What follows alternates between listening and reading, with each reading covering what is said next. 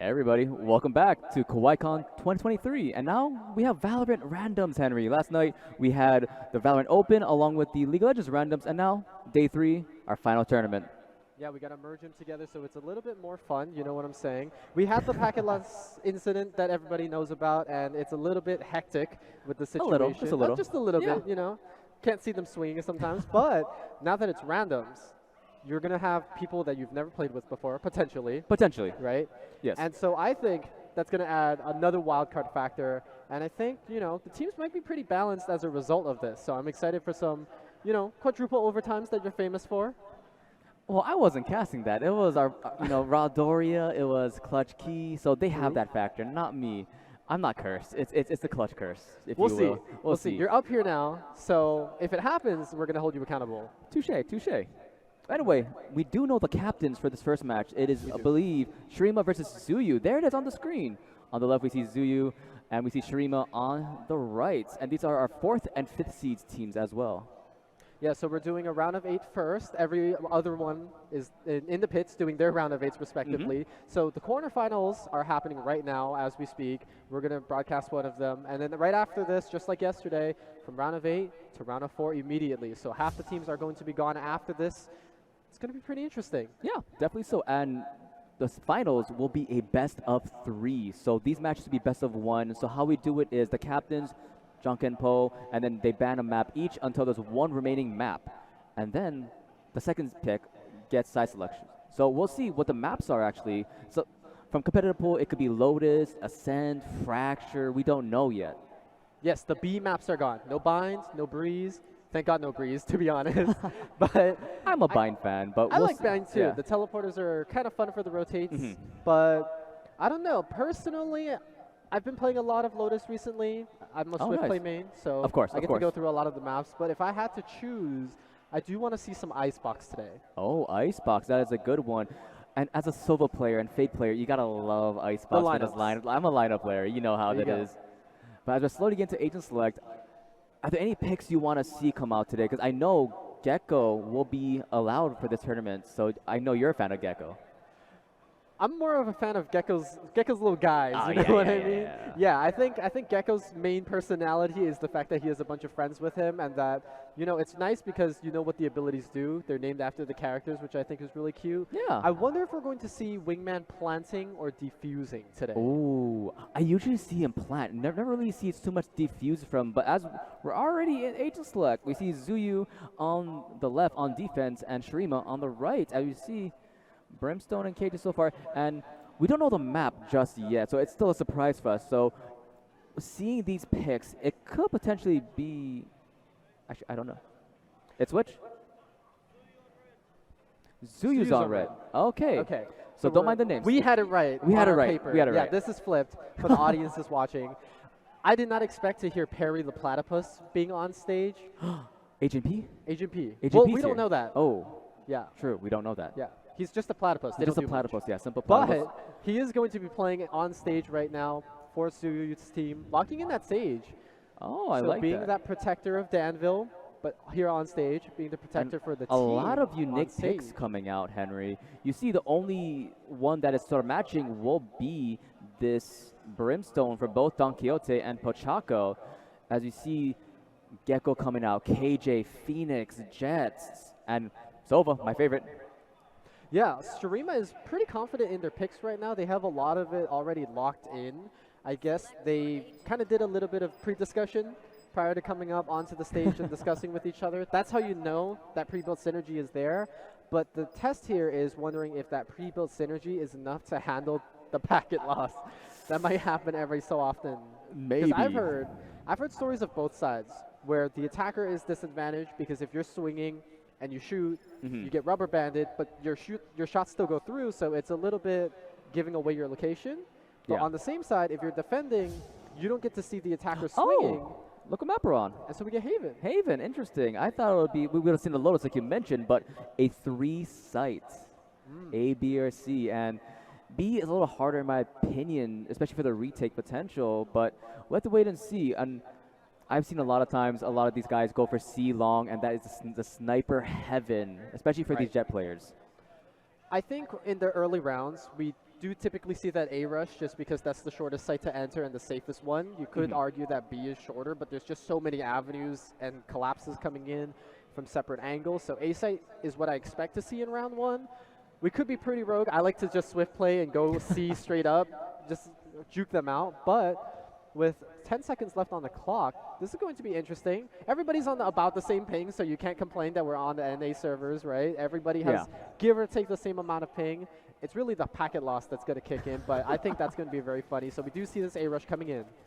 Yeah, A rush, and it looks like the Phoenix will spot them all out, so that's already callouts coming in.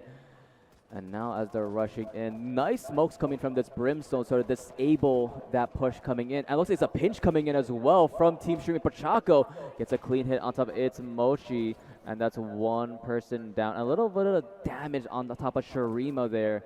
Has to back away. Yeah, and the thing here is now they're a little bit indecisive, right? They got their pick, or actually I should say the defending team got their pick on A site. So now, do you still want to push up that A site? The orb take, however, Jet, killing Jet, Melo getting the opposite number here and getting a little bit of an upgrade in the pistol. A little bit upgrade. Shirima, a little bit of an eagle duo there trying to get that orb, and he hurt someone coming in. As the 6-man, of course, is that packet loss. As nice headshots come from Kun, getting 2 directly in the head. And now it's a 2v3. One person left as CT Typhoon does it all. He kills them all. Pretty clean defense. You don't expect those from the Sovas, but the Ghost gets it done. And, you know, this is the upgrade round. This is where, if you're Tzuyu, you're not expecting to win this round just because the other team has better artillery. But you can always, you know, we saw it yesterday. The 4 shorty gang from team second place did end up wiping around. So Tzuyu might freak us out a little bit playing in the corners, but we're going to have to see what the plan is here. We do expect Shirima to win this because if they don't, that means if Tzuyu has a lot of people left, they could just pick up the weapons and kind of bonus off of that. Yeah, bonus off that shorty in hand. But a nice Sage Wall sort of disables that push into Garage. And now that signals if the defense will start the rotation. They have several different options. Wait for the wall to go down or push down that middle in B. Shock darts coming out. And nice, again, nice Brimstone utility coming in as Shirima with the flank. Trying to, oh, there it is. The shorty action coming in. The Jets just fighting each other with 4 health left remaining. Does get taken down by Typhoon in the trade. Look at this mid area with so many bullets going around. Tempest trying to hide behind the smoke, seeing if they can do anything as a result. But the numbers are 3v3. Spike still walking around, looking to get that plant down.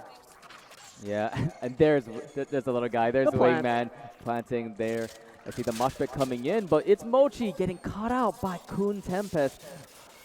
A little bit of a misplay there as the flash coming in and the hot hands, and they're just going in as Kun again gained the final kill. As it's going to be a 2-round lead for Team Shirima. The running gun is true here with the Spectre. It does get it completed. Is going to give the defuse over to Pukaku? Oh, the packet loss. Packet loss, yeah. The 6-man. Just, you know, casual. And actually, now that I see the teams, and here's a replay coming. Oh, the shorty on top of him, but a very nice positioning from the red team, from the attackers, but a little bit of mishap here, as you see from Mochi. Stuck in his abilities and just nice placement from Kun Tempest. It didn't get the head, but with the spray and pray, it did get his body shot to enable him to get those last kills. But overall, really good, especially from Kun Tempest. I think the Gecko was a little hesitant on using that mosh pit. Not sure if somebody was on site already, but that's the things that you just have to be a little bit more confident about. If you use an ability, you use an ability. It's minimal credits as opposed to dying and giving away a kill. But we're seeing a little bit of a different tactic now. That's going to be Wingman coming out immediately. Is it going to get shot down? No, the plan is going to come true, but that Incendiary does take down 2. I mean 3, I mean 4. Very close to the ace. Is it going to happen? They know where he is. They're going to give it to him on top of the defuse.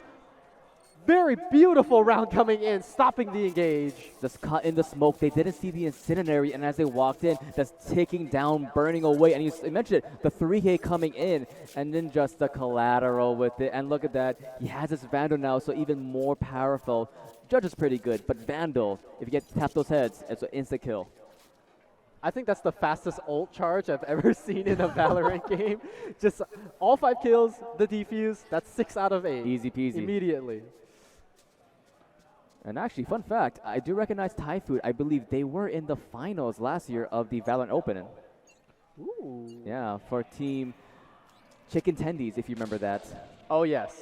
We had a Chicken Tendies earlier in the weekend. Yeah, early in the weekend, but Tzuyu losing this duel against Kuntempest along with Shirima, taking out the Gecko of It's Mochi. Now it's a 3v5 situation. You mentioned the ultimate still available. Here goes Phoenix. Trying to scout out for some information, but he will catch out Don Quixote. He will go away, but the bottom frag will take out the captain of Shirima. And oh, there goes the Orbital Strike, but Orbital Strike for Pachaco won't be enough as the bottom frag. Not the bottom frag this time around. Not the bottom frag this time around, but the trades are happening, and the bottom, kind of low, is looking to actually is going to find somebody, but the packet loss. Oh no. Works in favor of the Phoenix, and that's going to be 4 straight. Oh, you hate to see it. Just the worst time to check that corner. Amen. As you look at this, like you meant, scanning out information for Kuntempest. Even with the pack loss, he can still get information, but unlucky from Don Quixote getting caught out there on the side. And oh, the bottom frag. Check your corners, but with the packet loss, you can't really do that every single opportunity. As you saw that, the lag started teleporting away, and it's a little bit unfortunate, but it happens.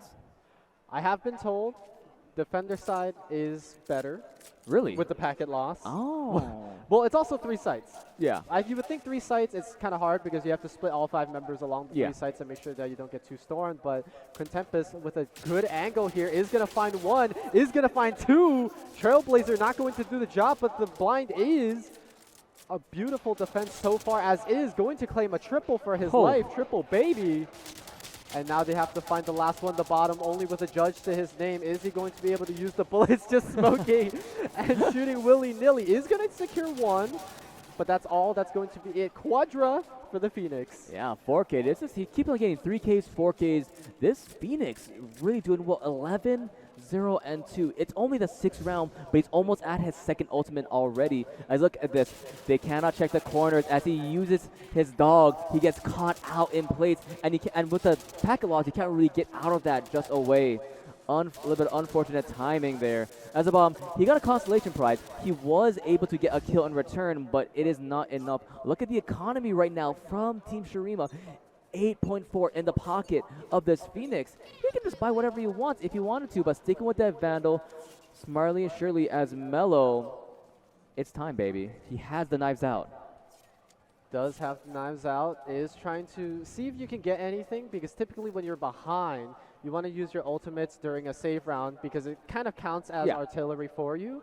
It's just a matter if you can use that offensively, and the duelist here with the Blade Storm is going to have to be that difference maker.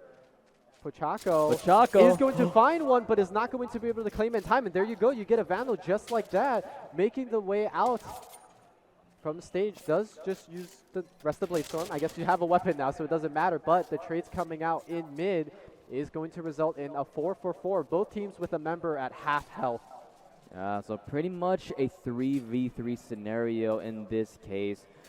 As right now, sort of a slow and steady pace coming from this team right now for Tzuyu, as they're trying to go in slowly but surely. Nice smoke so far to disable them, as the ultimate, I believe, did enable. Yeah, he is disabled for a momentarily, but they can't push on the parry to Platypus. Kun getting 2 through the wall, I believe. CT Typhoon as well. 3K for himself, and they will get the defuse. As soon as it started, it ended. As soon as it started, it ended, and it's kind of scary, right? How fast these things are happening. B site is usually the victim for all of these rushes because of all of the different angles that you can come from. You can come from C, you can come from A link. You can even come from garage and do a sort of flank. So it's kind of hard. Kuntempest is popping off, is yet to die. That's something to note.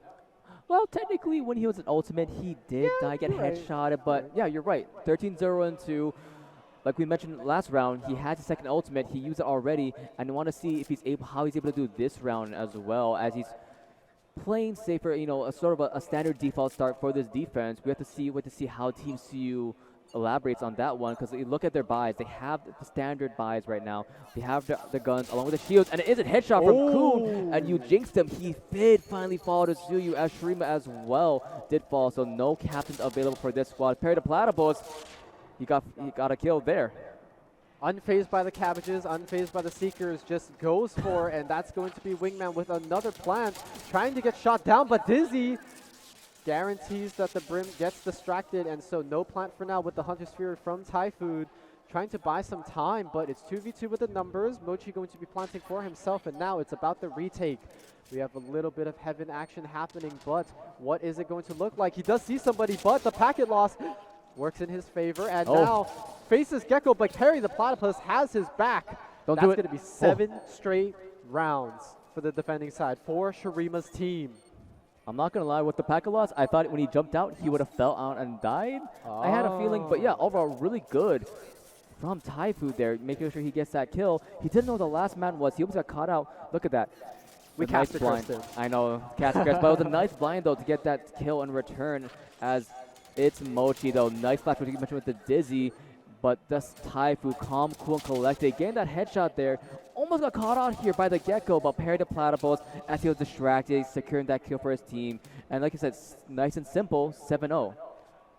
A very nice double peek at the end there for the Gecko, so easily taking them down. It's kind of rough, you know, trying to push a site. Defenders clearly, they only have to look at one area, and that's the area that they're protecting, so you don't have to worry too much, versus if you're the attacker side, you have to care about every single flank, every single corner. But Sagewall coming up in the mid area, so that's one avenue already blocked out for Tsuyu's team, but they are going to choose to barrage it down. Yeah, it's pretty much simple for Sage. Either you do it on Garage or you do it on B main. Let's see what happens as the dog does come out. Does spot out Brimstone in the end as he does get collateral through the wall. It's Mochi, nice headshot there, making it in slightly in their advantage. 4v5 packet loss, 6-man coming in action yet again. Shirima looking for something, surely, well, as it looks like this site is left open. Typhoon does fall there, but they do spot out parry to Platypus. Agent P securing the kill on top of Mello, and that was a 3v4, Henry. And the 3v4 is actually in favor of Team Tzuyu. This is probably the first time they've had a numbers advantage, but Shirima gives away the location with the flank. Attacker, Killjoy, lockdown here, making sure that defenders have to back out, making sure that that retake is a slightly delayed. But they do have every angle. They're going to try to pincer in all at once, but Kun Tempest falls for a second time. Parry the Platypus does claim 3 for the round. With the res, that's going to even out the numbers. Is not going to win that head-to-head, and now it's Mochi now finding Typhoon. that defense has the long perspective here. Is that defuse going to work out? Recon Dart is going to find somebody, but it's so deceptive with the packet loss. Is the defuse going to happen? No! Team Tzuyu finally claiming a round. And we heard the explosion. And we heard the explosion at the end. But yeah, really nice gameplay from Team C. Like you mentioned, the first advantage overall as you look at this. The Hound does catch up Brimstone early on, and that disables these smokes coming in from Team Shirima there. As Shirima tried to go to the flank, but can't go in any further because of that lockdown. And it's a 2v1 scenario. You can't do much about that, especially with this packet loss happening. It's a little bit of a mishap there, as you met above the parry the Platypus, almost able to clutch it, but wasn't able to heal themselves in time before going for that 2v2 situation. And in the end, Tzuyu, they got it down. And how nice of these 10 players to not die out in the 9th round, so then we don't miss any of the action. Team Tzuyu finally with a round under their belt. What did they want to do to preserve this momentum, obviously, because this was a huge swing of economy for them. The credits finally coming into their pockets, so they don't have to worry too much, but a lot of them died in that winning round, so they did have to buy out quite a bit. Winning here would not only guarantee that economy for you for the next couple of rounds, but Shirima would suddenly start having emptier pockets. Yeah, Shirima checking on B, no one there. They do spot someone on the left, and it does speculate that someone is there. Pachaco getting a kill on top of Mellow DS on the side, headshot. I believe that was on C main over there, as you see on the minimap. Slow and steady for both teams, waiting for the smoke to disperse. And who makes the first move? As the Brimstone, the orbital strike, he makes the first move, but Shirima, headshot on one, wants to go for another, but will fall to its Mochi, and now heavily in favor of Team Shirima. Just a huge numbers advantage. You're going to have to do quite a bit. Dizzy, is he going to catch anybody out? The smoke actually protects them like a little bit, but has to pull out the gun. Mochi does get 2, a little bit at around 100 HP, but last person left standing. They know where he is. How is the swings going to look? They're going to double peek it, and it's going to be successful. Shirima with a good defense and 8 rounds under the belt. It was looking a little bit dire there, especially at the end. The Gecko getting a 2-man flash, getting those kills. You gotta love it. Gotta love it. He's playing Sova too. He is. He is. But let's look at this. Oh, this is the round beforehand. That was the last one. It was the round beforehand. As A-Man Pro Zone fake. But yeah, so I mentioned. Oh. No. Never mind. Sorry, we don't get replays, sadly enough. But yeah, just waiting for that smoke and then the swing. But the orbital strike, they knew someone was there. You know, that was a target. That was a target.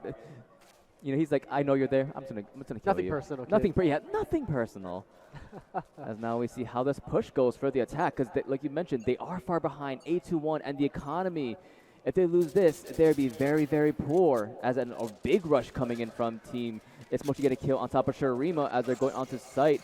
Mello dashing in. The Dizzy catches nothing. As here comes the Phoenix. That was his ultimate though, so he will survive again for another day. Plants going down by the KJ. Look at the ultimates. Orbital Strike is ready. Thrash is ready as well from the Gecko, from It's Mochi. And Henry. So much utility is being used to block that A-Link entrance. You saw the Nanoswarm right here. Mosh's Pit was used earlier. They're still going to check it though, saying that they can win the 1v1s. And so far it is true. Jet falling a little bit behind.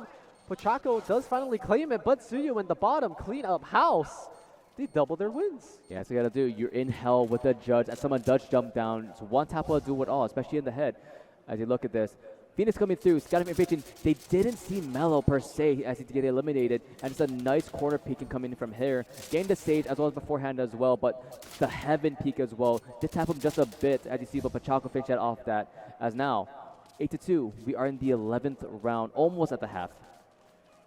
We did have a couple casualties on Tsuyu's team, unfortunate, but the round win is the thing that you want the most. But I do want to mention the fact that that round, in terms of utility, was very cheap for Team Tzuyu. They still have 3 ultimates available. Bladestorm just used by Mello DS, their Jet. And Wall is going to come up with that. Wait, did they make it through? They do. I think they're a little confused, though. Very unlucky to enter the site at the time. Thrash does not take down Contempest here, is not detained.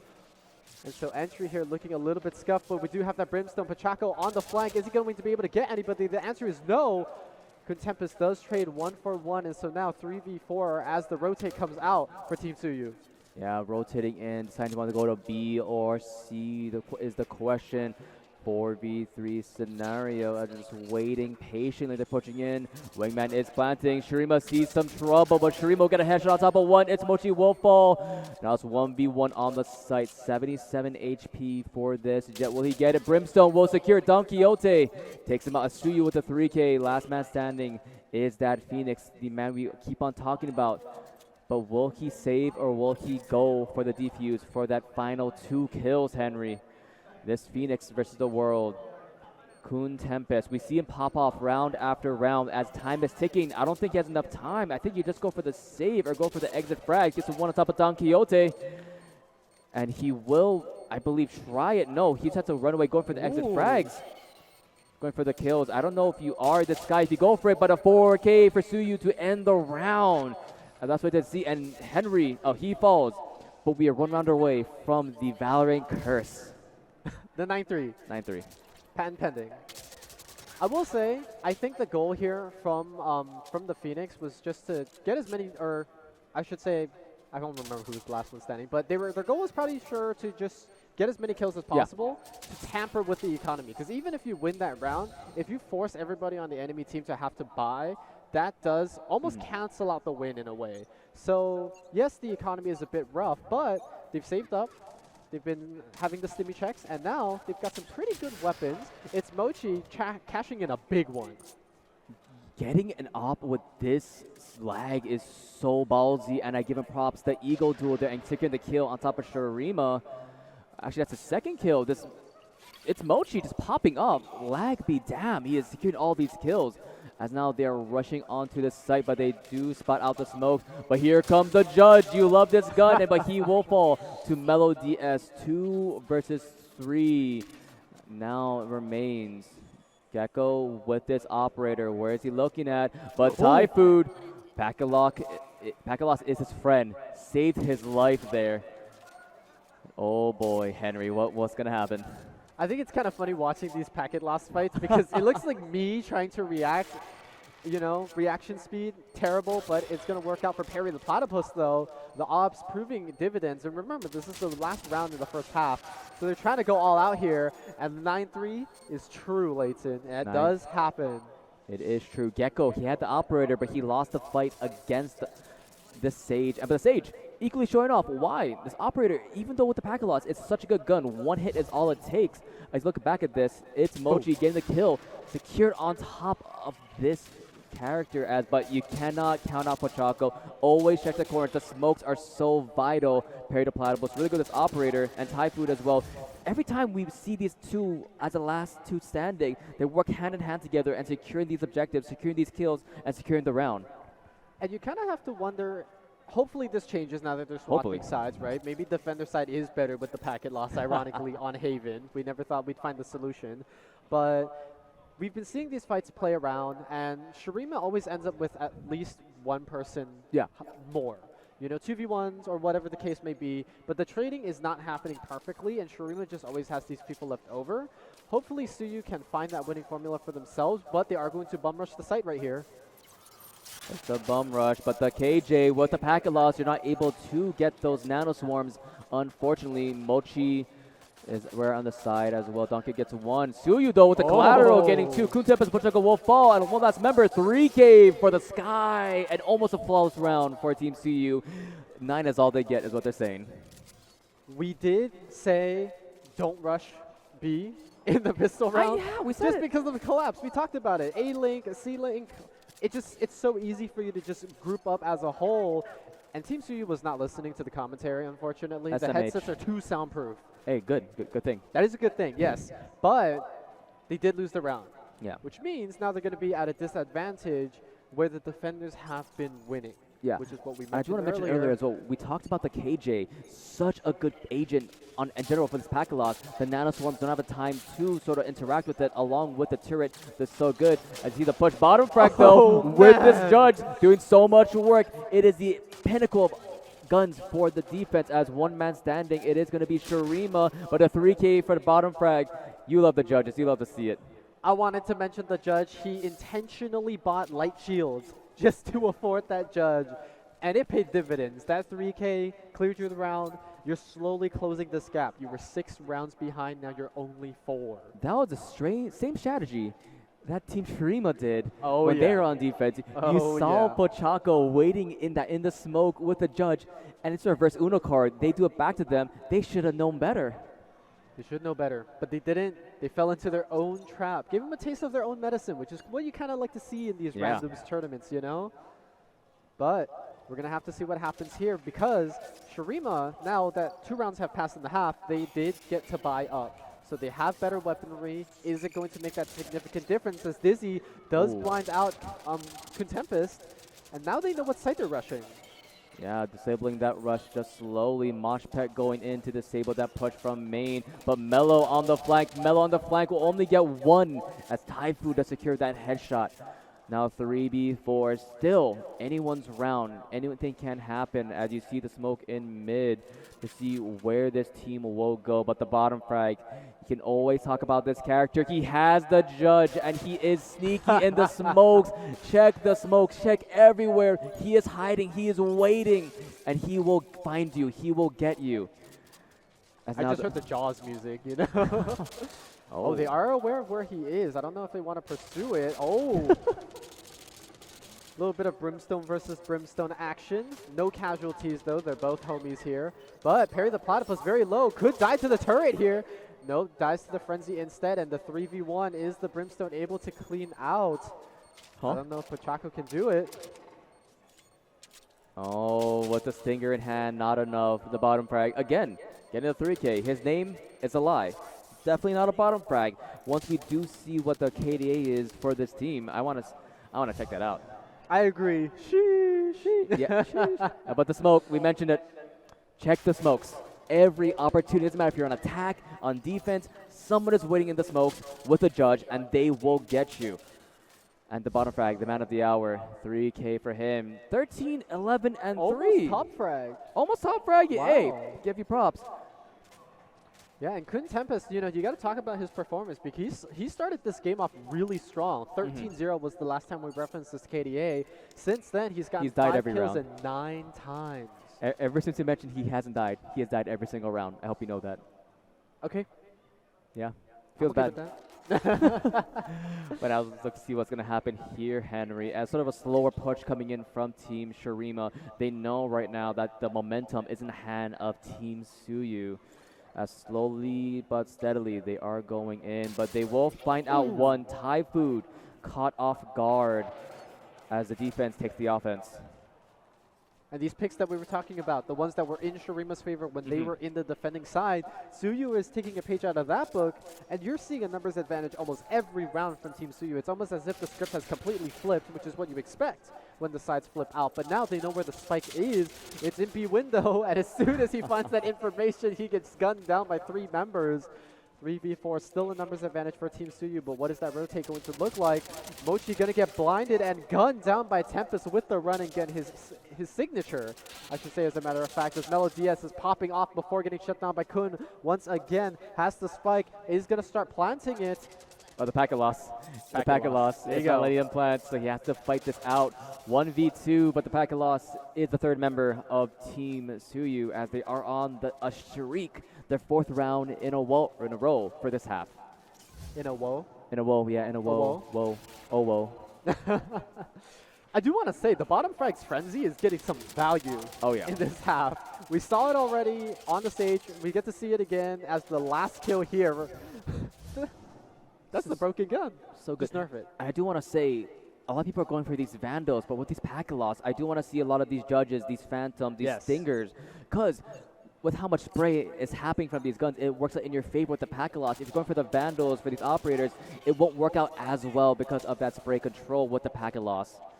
Tempest pushing the aggression, but that run it back is immediately going to go. But the incendiary was in the respawn point. That was brilliant. I don't know if that was intentional. Dizzy going to hit on to Shirima. So they are aware of where a couple members of Shirima's team are. And I don't know if that will lead to a rotate or not, but there's a lot of people on Team Tzuyu already in the vicinity. Kun Tempest finding one of those people, using one of the blinds. Is not going to find anybody, but now has the inroads onto B site. Don Quixote checking the wrong area. Does get a 1-for-1 trade. You know, the trades are happening, but here come the Seekers, seeking where the enemy team is. They do know one is on B because of it falling there. Dizzy does land on top of the Phoenix. It's Mochi pushing in. Shirima gets a kill on top of Melo, though. Collateral through the head there. But check your corners. I mention this every single time as Kun is there, but they will catch him off guard. Almost getting a kill on top of the Sky, but it's a 2v2 scenario. The Sage Wall blocking him off from coming in from that side, from elbow, as the bomb is ticking. Tzuyu ready for the flash, ready for the prime opportunity. 1-0 is left up on the board. Is the knife. Will it come out as parry to Platypus, waiting patiently, being the rat you have to be. Gets 1 kill, 1 last member remaining, but it'll be Shirima getting there. And finally, the shriek is over. Shirima back on the board. First round win for them in this entire half. You could argue that the momentum is over for Team Tzuyu, but you do have to keep in mind that they've won so many rounds at this point, they're all at 9,000 creds, right? You can just assume that for the time being. This trust fall right here, making sure your teammate has your back is absolutely brilliant. Of course, Team Shirima hiding in excellent spots so then they also can cover each other. So we're seeing that teamwork come in, even though it's a Randomz tournament, they have each other's back. That's exactly what you want to see coming out of tournaments like these. Team Tzuyu does have a lot of ultimates available. Oh yeah. I want to see them use this in order to gain that momentum back. Yeah. Definitely so. Blade Storm, like you mentioned, is in use, but a lot of ultimates for both sides. Blade Storm on each, while 3 others waiting aside for Team Tzuyu. What will Melo do? Melo just waiting patiently as both offense and the defense are playing a waiting game, but a nice dash out. Good thing he had that charge in and it didn't expire, because that would have been a dead jet there. As now they're just waiting to see who makes the first move, who makes the first mistake, actually, is the better way to put it. It's so touch and go right now. You can see both teams positioning very carefully. Of course, defenders still have to worry about all of the sites because not a big number of people on Team Shirima have shown face just yet. So they have to scatter along, but Bladestorm doesn't have a timer, so both Bladestorms will be active for quite a while. Thrash is going to be activated to see if they can find anybody. Does actually speak up Pochako in that corner. I'm surprised they don't use the hate incendiary that we saw in the last round, but instead the bottom clears one, clears two before getting taken down. Mochi does trade the person that does claim his teammate's name, so both ultimates still up. Incendiary was just used, and now it's 4v2. Perry the Platypus is planting, but can they hold off again? Oh, and they did spot out him moving away, so now it's a 4 versus 1. Perry the Platypus versus the world. If you see Phoenix and Ferb, it's possible for Perry the Platypus, but is he that guy? It might just be. I jinxed it. Never mind. If the round goes over to Team Tzuyu, and Agent P will fall. No, that Agent P. Agent P. Yep, so they did use the ultimates, like we said. Yeah. It was pretty expensive, actually. I think they used 3 out of the 4 ultimates, which might have been more than they intended to, but they did get the job done. They get the momentum back in their favor, so this is an 8th round. It would be really good if they're able to catch up before, you know, Team Shirima gets the economy back. They are going to get it back eventually if they lose a couple more rounds, so it's very even. I think by the time 10-10 hits, so they are going to spend and splurge a little bit. Kun Tempest does not have the ideal money, neither does Perry, but they are going to commit. And I think no run it back actually available for Tempest either, so this is going to be a dry run for him on the pistol. Yeah, just needs 1 though. 5 out of 6 ultimate stacks, prime and ready. Could go for orbs, could go for a kill. It is up to him though. Or he could die and get revived by his stage. That is also an option with Resurrection on the board. 3 out of the 5 ults ready for Team Shirima. Only 1 for Tzuyu, but it is an impressive ult. It is that lockdown, one of the best ultimates in this game, especially with this packet loss. You could caught on it without even knowing. A lot of the teams that we saw, Team Shirima was, you know, doing it a lot, Team Tzuyu was doing it a lot, was rushing a site as 5. If you're rushing a site as 5, you're pretty much committed to it, as the bottom claims 1 on A short. If you use that lockdown, that deters an entire team. And the fact that you guys are grouping together just because, you know, that's how the nature of the game is working, then lockdown's going to get big value. As we say that, we did see 1 person fall on each side. Team Shirima has a lot of ultimates available now in favor of them. I want to see if they want to use it to swing the momentum back in their favor. Yeah, momentum is able to swing just surely. Rimmel. I know, he's ready to use it. Where will it be as they're planning on the site? But a nice ultimate to make sure they get separated. So 2 members each have to go on the opposite side, but still winning just surely. Pochako getting a kill. It's Mochi. Lockdown coming out from the bottom. Bottom does not get to secure the kill. Man. The Spectre in hand. Perry will get it. And they will smartly get away from this defender Killjoy. And what will happen now? 1 versus 3, Henry. Not going to get it. Shirima's going to be able to defend that retake. Pochako's ultimate there was absolutely beautiful. Just like you said, it separated each of the 3 remaining members into their respective areas, but not only that, they weren't expecting to be able to take a fight as soon as they were zoned out of that ultimate. You saw the Silva immediately claimed 1, you saw Pochako immediately claiming 1, and that created a situation that went immediately from 3-3 to 3v1. And so very in favor of Team Shirima. They are using their ultimates tactically because you saw that it was 1 ultimate used. They still have 3 ultimates available. The run it back is available like you mentioned. And so Tzuyu now, oh man. Sticky situation. Our drone going out. We'll get 1 secured. Perry goes down, but Mello will fall right after to Shirima. And that's a big ultimate to lose. The Resurrection not available from this stage. They do still have the Hunter's Fury, but in the smoke is the Phoenix. He will fall to Tzuyu as the attackers now are at the disadvantage. As defense, it's Mochi. Want to get a kill, will not get the collateral. And last man is there. And where did he come from? He used it from the shadows. He is Omen, and he just gets the kill. Very unlucky timing for the Phoenix because the run it back just ended as the sky checked them. So you saw that in the smoke. All right, we gotta do that every time it comes up. I hope people equip the sheep sticker a little bit more. But yeah, this was a good trade. Phoenix, very unlucky timing. we're seeing the packet loss come into full swing here, Uh-huh. and I think that's what's keeping this game close, which is good for us. We get some good entertainment on the screen, but that also means the people that we weren't expecting to pop off are having their pop-off moments Yeah. live. I just didn't expect that Brimstone. Like, he just appeared out of nowhere, like, hello there. Yeah. And he disappeared. I wouldn't have seen that if the packet loss wasn't there, you know? I would just have died, and it was just like, okay, whatever, but... I yeah, just been that's told true. by our I did producer mention it. that how do I You're manage to cursed. complete the curse of best of one? I do not know, but we'll see as Kun Tempest coming in, spraying the prey, and praying is not enough as the bottom will fall in the back. But the resurrection, though, we mentioned it. It's finally happening. 5v4 in favor of Team Shirima. Resurrection is coming in, and you do want to start using these ultimates because it's getting close to the end of the game. You have a 2-round advantage. You only need to win 2 more in order for you to win this and move on to the round of 8. Just as a reminder, this is a best of 1, so once you lose here, it's pretty much over. So the defense is coming out. Really good blind there from Perry the Platypus, able to just shoot into the smoke and take a really good guess. Mochi also in the vicinity, but is it going to land? It looks like the answer is no for the time being. Shirima, with all members still alive, Don Quixote gonna have to do a really good retake with Mochi.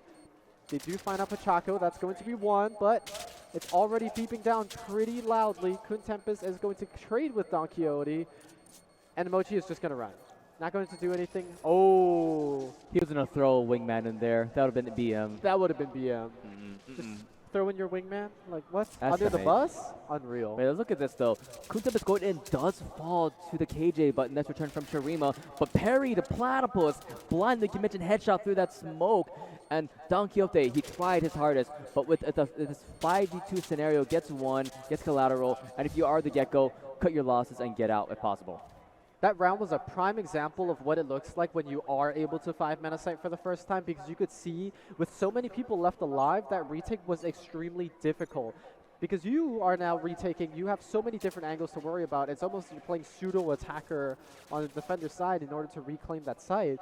Match point now, I should say. 1 more round for Team Shirima within the next 4, and they're going to move on. So they're playing very strategically, making sure that they cover all of the backs, leaving no room for error. But that means that defenders, they have to keep guessing about what site that the Shirima team is trying to push. Yeah, a lot of utility used already by the KJ. I believe both Nano Swarms have been officially used up. So that's really key abilities you want to have, especially if they try to rush these sites. As, like you mentioned, very slow, very methodical coming in from the scene. But Pachaco, he appears out of nowhere. And you don't know where he comes from. The bottom frag. And that's one of the key members of Team Tzuyu. But hey, when you mention Team Tzuyu, 2-tap in the heads, and that's all you need. Well, everyone is falling. What is happening right now as Team Shirima is collapsing? 1 more, but the packet loss is the 6th man for this team. And that's what you need. 10 rounds for them.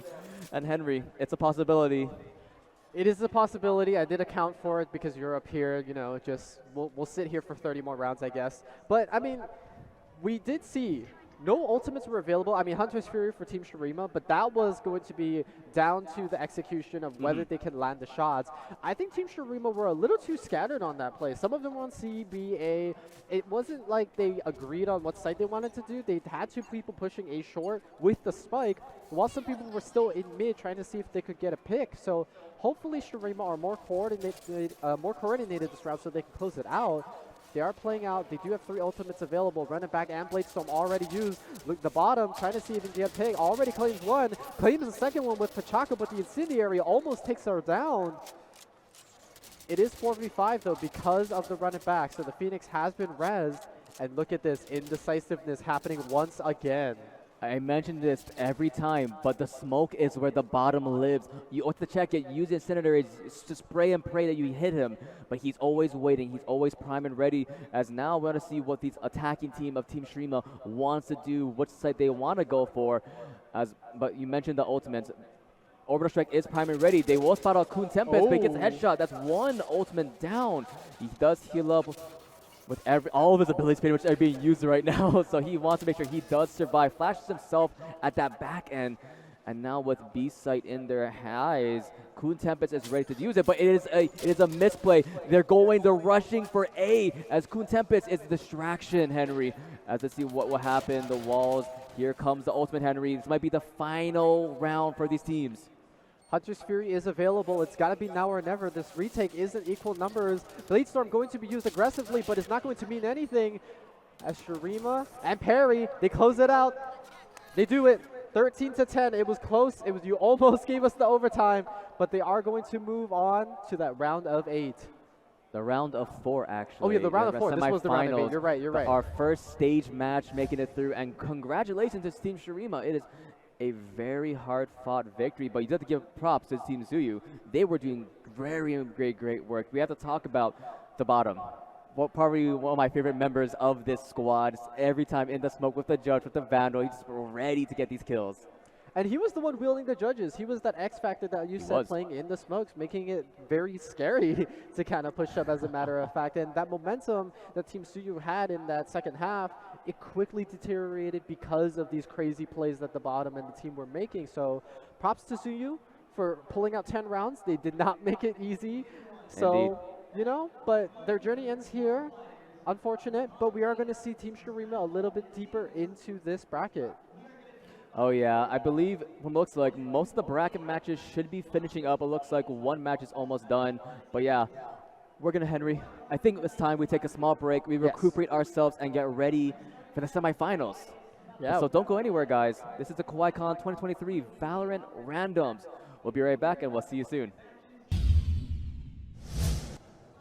Welcome back, everybody, here to Kawaii Kon 2023 inside the Kalakaua Ballroom C in the esports room here. PC games going on right now. We got Bond and potentially a new name. Yeah, one of our friends decided that we should name him. So we'll ask the audience and Twitch chat what his name should be, either Marsh or Mallow.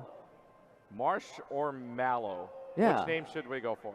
Somebody also had a plush in the back of the row as well, but yeah. So what do you think, audience? Marsh or Mallow? Should be Marsh. Marsh? You think Marsh? Marsh, yeah. I think it should be Marsh. We'll go Marsh then? It's Marsh. It's Marsh. All right. But anyways, let's go to the game itself here. We're in the semifinals of the Valorant Randomz, and the winning team here is going to be guaranteeing themselves money. We know that, first and second. But the two teams here is going to be Bangah taking on MrSwagBoss. Bangah, you can see on the left side, MrSwagBoss on the right side here. But both of these teams, and it's pretty interesting as well. You go by captaincy, the top 4 captains, and the whole thing. But the top 4 captains out of the 8 teams out. That's another big thing. So, I mean, even if it was Randomz, right, it's top 4 out, which is pretty interesting to note. So here, and if you go by, I guess, seeding numbers by the captains, it's 6 versus 7. So this is going to be pretty interesting to find out here. What team is going to walk away with money at the end of the day? Yeah, especially just consider as well for these lower ranked teams. A lot of the times that you have like their diamond elo, but right below them is another diamond player in their team. Like I know for the 8th and 7th seed, they have 2 diamonds on their teams compared to the other squads that have like a plat and an immortal together. So a lot more similar rankings, if you will. Right, but then now you have this one round kind of buffer to kind of glue together, right? You got one round to figure each other out, one round to figure out what's going on. And now we get to see if that culminates here in the semifinal, because it was a big semifinal, still best of 1 until we get to the grand finals. And now we're going to see Haven, and it's going to be the team of Bangah on the defending side. MrSwagBoss attacks first. Yeah, and we don't know what the map is just yet, but we already see the insta-logs. We see the Reyna, the Brimstone, along with the Sova for Team Bangah, KJ's, and the Sage as well. But the name we did learn, she wants to be called New Jeans. New Jeans. New Jeans. And upside, a lot of unique agents this time around. Only dual agent we see is the Sage, and we're on Haven again. Like we saw in our first streamed game of the day. Gecko as well was on top of there, and Gecko did a pretty decent job, especially with the wingman. It lets him do the work for the plant while you have the chance to defend him or get some kills on the side. Yeah, and this is going to be a really interesting game here because, I mean, KJ's in it. I will say, KJ's in it. So this KJ is one of my favorites, operators, I should say, agents. I'm going all over the place here. Agents, but you have KJ in here, and KJ very viable. I would say at least on either C or A, but A is usually typically where the KJ saw. We saw KJ being played a lot on A last round inside of the quarterfinals. So this is going to be pretty interesting to find out where these teams will play it. However, on the attacking side, we will see Gecko from SwagBoss. And so this will be the Gecko, the Jets, the Yoru, the Omen, and the Sage at the same time. So this is going to be a very interesting game to find out what happens on the attacking side at the very least for right now. Indeed, indeed. We mentioned MrSwagBoss on the attack. And we saw last game, it was a lot of aggression coming in from the attacking side. But as it got found out, a lot more slower pace combat. We'll see who will make the first move, who will make the first mistake from these two sides. As right now, we don't want to give anything too much away because the teams can hear us. So it'll be slow and steady as right now Post Malone did see some action on Garden, so he has to be careful using that smoke already. As we do see a big push coming in from the attacker's side, but they have to be careful. Around every corner is Blonded waiting, prime and ready, but Cab Creams is ready. Bangah though, getting 2 4s on SwagBoss and Ghosty, but Sean G, he's the man of the hour, getting a kill on top of Bangah. 2 versus 3. Venom Milk gonna get 1. It's a spam, not enough. Sean G gets 1. He will fall. It's the final man. The Yoru versus the world. Blonded will fall. Crab Teams will fall. Everyone is falling, but in the end, it is Eugene surviving for this squad. What a round there from, I mean, both sides really. I mean, this is a very insane pistol fight back and forth everywhere. But what helps you is when Bangah gets 2. Oh, That was the turning point, at least in that situation. So what a turnaround there from Bangah. Gets 2 kills there. Same thing for Eugene, getting your 2 picks at the end, right at the end, to give yourselves a big chance. And so it's actually the Sentinels that pop off in the very first round on the defensive side. Go figure. Hey man, you got all the Sentinels. I know yourself, you're a Sentinel player. You love that, KJ, so you're loving the top frag of Bang. Even last game we saw KJ's popping off, and I talk about, especially on Haven, with these tight quarters. You can use the smokes, hide in there with a Judge or a Shorty, like your favorite item. Yes. So it's a lot of things you can do, especially with these smokes. Bucky, well, it's a shotgun. Same thing. As the stage wall comes in on C main, as well as these slow orbs. So very slow and steady pace coming in from these squads. The attacking side, they're being very careful. They got flanked last time around, so they want to make sure that doesn't happen this time. Let's find out if the teams, or where the teams want to go here. There's a lot of util. Remember, there's bandwidth issues as well. Looks like Dizzy's going to get thrown out, and it's going to be Crab Cream trying to go in the back line. Teleports all the way there, but nothing doing. Eugene's has found 2. Find a 3rd with the Spectre, and it's just going to be a cleanup here for Blonded. And that's 2 straight rounds here for Bangah. Up 2-0. I have one thing to say. Oh my God. What a round from this squad. And it started off with Crab King just teleporting into the... I got caught off guard, I'll be honest with that one. And it all just culminated in the end. But in general, it's such a good fight coming out from these squads. 5-0 and 0. You mentioned it before, the 3K for Eugene's. Now 2 more until his ultimate is ready. And she can pop off. We've seen time against Sentinels. Doesn't mean you're not a duelist. You can still do all these actions to make sure you enable your team 2 for victory. Oh, hello. Line up Larry. I like this team already. You know what team I'm rooting for. If you have a Sova, folks, you've got Professor Layton's vote. Amen. I'm rooting for you. So Sova gets the lineup. I guess a little bit of information as well. I think it spotted about 3 people there. So looks like they're just going to walk right in. But again, the bandwidth vandal. Won by Eugene's there. Traded out. Sages go down. Sova goes down. It's a 3v2 situation. SwagBoss puts the team back in. Dizzy's going to be thrown out. It's not going to find anything right now. Flashes aplenty as of right now, as they do get the spike down on A. But now we're back down to a 3v2 situation. Bangah with that Spectre is able to take down the Yoru. Just tries to walk around the box again. Another bandwidth battle, but it's falling very low. Bangah's found a 2nd, looking for a 3rd. But the reload, oh no! The reload catches on Bangah, so now into a 1v1 situation, and through the smoke, MrSwagBoss gets it. And the lead is cut doss 2-1. MrSwagBoss played that so well. He was slowing down his pace a bit, peeking around the corners, using the smoke to his advantage, and it worked out. You saw, getting the 3K at the end. And now as you go into this, everyone almost about having really good builds. Unfortunate for Team Bangah, they have to, recuperate just a bit, not getting the best of weapons. Sure, they're trying to go for it, but it's only 2 of them getting those Vandals and Phantoms. That you look at this end, the smoke coming in really low, and I believe he just spotted out Post Manong right as the smoke did appear. Well, you also had the opportunity too, because you heard him kind of defuse as well, so you kind of had the right idea anyway. So whether or not he was going to peek, you could spray that down either side. So the Omen smoke comes in handy. Yeah, indeed. Smokes in general, it's always helpful indeed. As now with the Vandals and the Phantoms enabled for this team. And look at the sight lines from Observer. Oh, they are prime and ready as they push down this site. What will Team Bangas do to recuperate here? Monster on the loose. Yeah, it is on the lure. The Thrash is thrashing about. Won't find anyone just yet. Dizzy as well. Gonna sploosh down on the ground as everyone's coming from Gekko's Arc. Everyone is going there, but Spike does get planted down. Oh.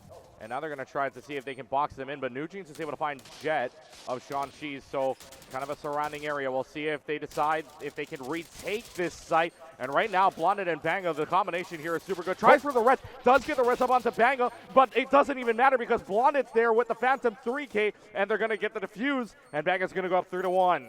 See, usually when people do the Sage Resurrection, usually you use that resurrected person as a bait, but instead Sage was the bait as Blonded just popped off, as you mentioned, the 3K tapping heads, all three members instantly. And now as they're slowly but surely getting more economy in their pocket, they have a lot more guns. Sure, they lost 2 members there, but not a bad loss nonetheless. 3 straight rounds, by the way, where somebody has gotten a 3K. So sounds about right. Somebody's got a number on their 3 rounds in a row. Will somebody else get a 4th, make it a 4th round in a row? As you can see the board right now. NewJeans on the Sage. Our observers kind of liking this. Our observers kind of liking that the Sage is at the top frag right now with 7 kills. And Keegan, look at the weapons. I see a Bucky on the board for this squad, and I know you love these shotguns. Just wait to see what he does with this ability. I see Yoru using his dimensional drift. Flash is available just yet. He spots out some people on site. He will come out and he will not get the kill. Blonded though with a headshot on top of Crab Cream. But Postmanong, the Bucky, not enough. Dang. Dang indeed. SwagBoss getting a headshot with that Spectre. And now it is going to be a 4v3. Blazestorm ready for Shang-Chi. Mosh Pit. Make sure Blonded cannot be in heaven. As its Spike is tick-tocking, Bladestorm looking everywhere, trying to get those crisp headshot. Lockdown coming in from the defending Killjoy. Nothing available to try and counteract that, so they just have to get off-site and give it up. Will this be enough to get it? The lockdown ready, but the Nano Swarm is huge! Getting 2 members solo, gets 1 member, and now it's a 1 versus 2. Last man standing is this Jet. Is Shang-Chi able to get the fuse and get the kill? Blonded, you mentioned another 3K for this team of Bangas. Wow. Can we get a replay on that Nano Swarm?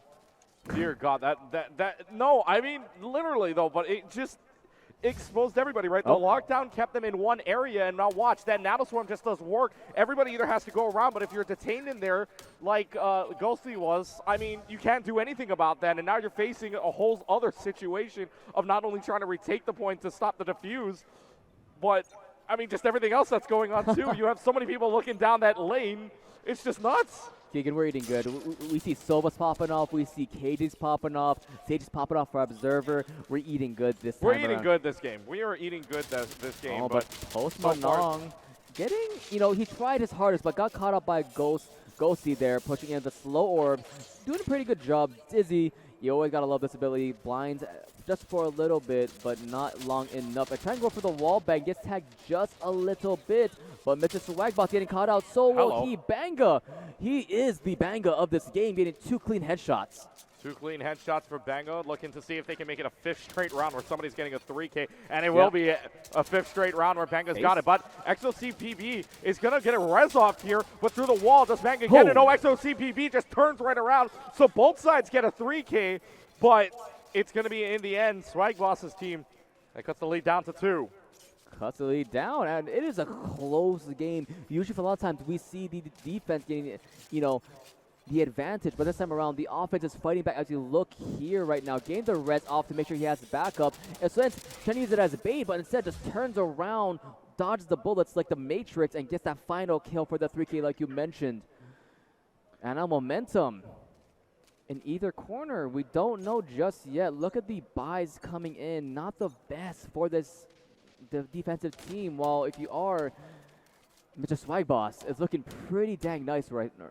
Well, the magic number right now is 3. That's what we can say. I mean, 3 kill, like 1, 2, 3, 4, 5, 6. We've had 6 3Ks up here on this board thus far, and we're 6 rounds in. So it's 1 3K per round. Will we see an ace? We saw one last game with the judge. 4K. We saw a judge ace last game. I saw that. Shang-Chi is going to start us off with a headshot, though, onto Blonded. So it's going to look like a green light opportunity, and there's the plant. Yep, On wingman. to A right now as they're going to try to keep this moving along, but the spike is down. See if the team out of Bangah can retake this site. I'm very surprised no 3K just yet. I mean, the way this is going. But Bangah's going to go use a Sheriff and get the headshot onto XOC, who got the 3K last round. But it's going to be SwagBoss getting 3 of their own. And SwagBoss cuts the lead down from 2 to 1. Yeah, just not the economy and the buys weren't there just for Team Bangah. You saw a lot of sheriffs, shorties, classics coming in from them. Wasn't enough. Right on the opposite side, MrSwagBoss, they got all these Vandoms, all these Phantoms. They look here, rushing in with a shorty, not the best situation, and you sure you got 1 or 2 kills there, but that's the item differential was too good in the favor of MrSwagBoss. Going towards A site right now, SwagBoss's team 50%. Whew. Succession rate so far. Actually, I'm sorry, 66% succession hey, that's rate. getting better, getting better. 2/3, almost so there. 2/3 right now. So 2 out of the 3 rounds they go to A were successful.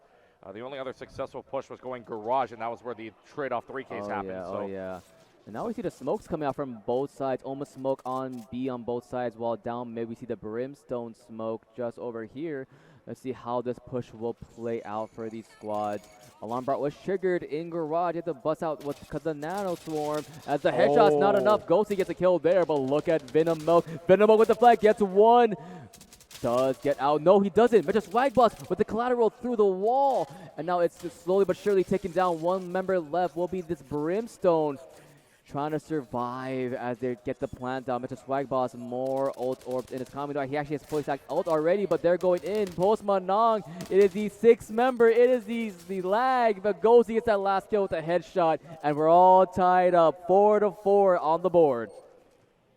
And first time since round 3 that we didn't have a 3K. Oh, first time since round 3. Look at this, Keegan. Venomo getting that clean kill, but SwagBoss with the collateral. Day in and day out. I believe that all 3 of his kills were, or 2 of his kills were from a collateral there, which is pretty nice. Yes. 1 through the wall, in fact, too. So, I mean, that was huge for them, especially rushing into B, and they know how to play this, right? So they're kind of just slow pushing, and even if Fina Milk did get in, that's enough information to them that they know that she has to try to dismiss out, that Reina has to try to dismiss right out, and to get there. So great play there from MrSwagBoss to get those kills. And it seems like we might be having a tech pause right now. There's some tech issues happening on stage. But Keegan, let's look at this game so far. You have the notes over here, so I want to see how it plays out. Well, let's see. I mean, right now you're taking a look at the recap so far. Both sides looking pretty even right now. 4-4 your score.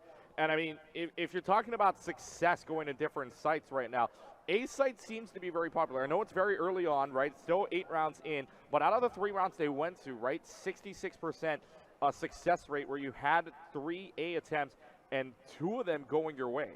Yeah, definitely so. And right now, the momentum is in MrSwagBoss's favor because, if I remember correctly, it's 3 rounds in a row for him and his team.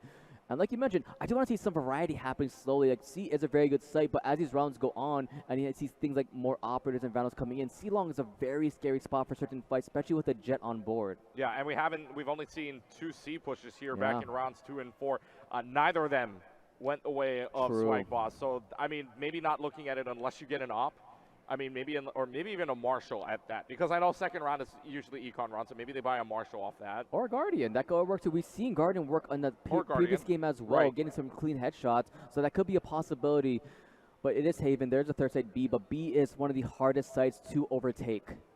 Yeah, B is going to be a very hard site to take, and I mean, it shows here, right? They've only gone to B once, actually twice, but it's only a 50% success rate there, where you went to B, you got 2 plants down, but still, I mean, that last round we just saw was just perfect because, again, they had that information with that Reina, right? That Reina did get at least 1 pick, but you're lucky she didn't get more. You're very lucky she didn't peek around the corner for a little bit more wide swinging that. But MrSwagBoss able to take advantage using everything in his ability from window to shoot down and get that sight line to give yourself enough time for the rest of the team to kind of just push in. And that collateral was big for you too, because that means B site's wide open for you to take. Yeah, I'm going to point out as well for these individual players though, Ghosty on the Skekko has been pretty good, especially with his, wingman planning, of course. But the Dizzies and the Mosh Pits have been really good for slowly making sure that Team Bangah gets away from these sites, dodge the Mosh Pits, dodge the Dizzies if possible. So it clears a lot of space for his team, and it lets Shanchi and it lets MrSwagBoss pop off and get this potential for them to carry these games. And it's working. That's the formula that's been going around for this team. Right, and right now, I mean, you're talking about carry potential. Try look at Bangah right now. Bangah's got to be up on the scoreboard. Amen. Yeah, I mean, with the Killjoy, right? I mean, it's so many things. And it's not even turret kills either. You had that one round with just a Nano Swarm and a lockdown, and look how much that does. Oh, yeah, indeed. And it works really well with Bonded as well, making sure he gets his recon or his hour drones to see where they are so he can. And I'm pretty sure he has lineups. Bangah has lineups to see where he can put his Nano Swarm, so it works hand in hand. And of course, on the back end, we do have to talk about the reign of Venom. It's not as much action coming from him, but slowly but surely he's making his way up, getting these clean kills, but he's trading his life for it though. I do want to see how he plays more conservative, getting these kills and make sure he does survive. Well, Venom, right, you have it's the duelist trope, right? It's kind of the duelist trope where you kind of got to be the one to move forward a little bit. You got to be the one to kind of go out there, make space, kind of, and just make sure you can get opening picks, right? This Reyna we haven't really seen do that as of often, but there's still a lot of time to do that. But because you still have 4 more rounds of attack, that could very well change. A tech pause right now can do wonders. For anybody. This timeout can do wonders for any team on either side. So this Reyna can strike down a little bit more. That would be huge for this team. And especially if you can get the dismiss timing off right. Because it was super unfortunate timing that dismiss in that last round. Yeah, super unfortunate. Super unfortunate. But if you can get the timing right, even with the Leer, right, with the dismiss as well, trying to get out of there, it's looking really good for that scoreline. And right now we're tied up at 4 apiece. Anything can happen. Look, if we go to an overtime. Don't say that. If we go to an overtime, I'm not saying when, I'm saying if we go into overtime, then potentially, right, we get to see more frag ups and more strategy get involved with this. Oh yeah, indeed, indeed. And you mentioned the momentum, especially during a tech pause. Momentum does shift a bit because it's a lot of like waiting, a lot of like not doing anything as we're back into the game already as you look a very aggressive push coming in from Team MrSwagBoss in this garage. And you mentioned the Marshall earlier, Keegan. Here they're trying to go for a wall bang from Venomilk, but they have to back up. And Bangah, what will you do here? Bangah by himself. We're back up with a headshot on top of Shah G. Wants to go over with a Dizzy. Will disable him, make sure he does not get more. As a mosh pit coming down to that elbow area, Thrash is available if he wants to use it. But he has to be careful. You're in an open area, open to headshots, as this is a very, very nice Sage Wall. Recon dart coming in. Line up Larry. Line up Larry, what to wait and see. But here comes Orbital Strike.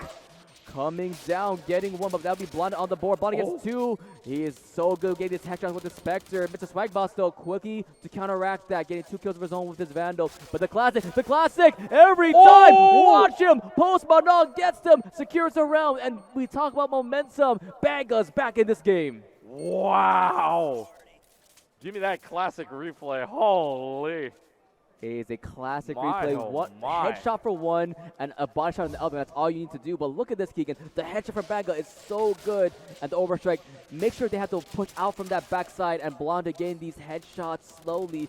And they don't know where Post Malone is. They hear the shot, but they also have to be careful on stage on the other end. So he's coming in at the same time. So even if Brimstone couldn't finish that, you had Eugene's on the backside to clean it up if possible. That was such a great retake, yeah, and we were saying about, the Sentinels. But let's talk about Sage real quick. Eugene's coming out with a slow orb to make sure Blonded can get that kill. Blonded makes sure that that other Sage of ExoCPB is just stuck in that slow orb.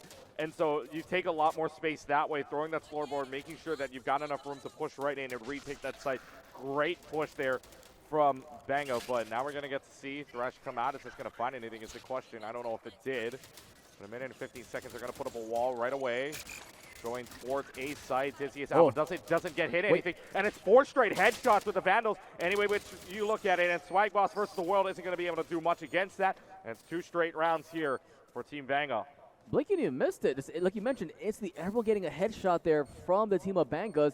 4 quick kills, and it was almost a flawless. Just there, almost a flawless for this team, and that's what you need to sort of have a stranglehold on this game to make it more in your favor. As look at this, the Dizzy not getting it just yet, and instantly headshot it. You saw the butt come from Ghosty trying to get away, but nice aiming from this team Bangahs. Yeah, absolutely. You saw 4 straight headshots. Like you said, blink and you miss it. Oh, yeah. 4 simultaneously headshots. That's just nuts. It could have been a team ace, if you will, a flawless round, but sadly not going to happen. Yeah. In I wish I had that kind of aim, just to get headshots simultaneously. It's that aim with this ping. Yes. It's impressive. It's impressive. I wish for the aim. Ooh, the lineups only ping as catches one though. Yeah. So, I mean, still gives you information though. Yes. Because normally in these kinds of games, right? I mean, in Randomz, you want to try to maybe group up a little bit together. So if you see one, you're probably going to figure the whole team is there. Oh yeah, but look how they're playing. Doing a very cautious approach. Because every time this happens, you always have to watch out for this flankers coming in from Team Bangahs. Time and time again it happens. You keep on seeing it. Post Manong. He is the brimstone that likes to flank. We see those in our games too, Keegan. It happens time and time again. As now a slower approach coming in. I wish I had the cojones to do that, to flank as a brimstone. Same, but I'm just a lineup player. What do I know? As now Slow and Steady wins the race. Now it's a time to see who makes the first mistake from these squads. That's how slow it is. They want to make sure that they don't make the first mistake, because if you are the attacking side, you make a mistake here, it could be very detrimental to the overall game state. As Karab Cream, we talk about mistake, that is one mistake as Blondie gets a headshot kill on top of him. Oh, that's a big headshot too, but luckily enough, that's not your initiator dying, so thank goodness. Initiator still available through the smoke. Ghostly finds one through the smoke, but already had another peak advantage. But here comes the retake potential of Bangah's team, because right now, 2 headshots yet again simultaneously. There's going to be a res up to Blonded, so it's going to make it a 5v2 situation. Oh! Ghostly found 2, and it's now 1v2. The numbers look a lot better here for SwagBoss. Oh my god! Oh my goodness! Never doubt him. But what a misplay from the squad. There was a collateral headshot. They lined up for that headshot, and it let them come back into this game. But a clutch from the captain. That's what you need for your team. 18, 7, and 4 for this Omen. We talk about carry potential, as you mentioned before, but look at this. They lined up as Ghosty made it so much easier for SwagBoss to carry this game. Look at this flick. Oh my god. Gosh. The captain coming up clutch. That's what you need for the mental. Your captain needs to do these performances to make sure that your team stays on and helps you out to win these games. And Keegan, it could be a tied up half. It could be completely even. Let's find out. 90 seconds here. Round number 12. It's been very interesting because these rounds have gone in a blink of an eye, but that last one is absolutely nuts. Put that one on the highlight reel. But 1 minute and 15 deciding where they want to go, and no lineup Larry Sova just yet.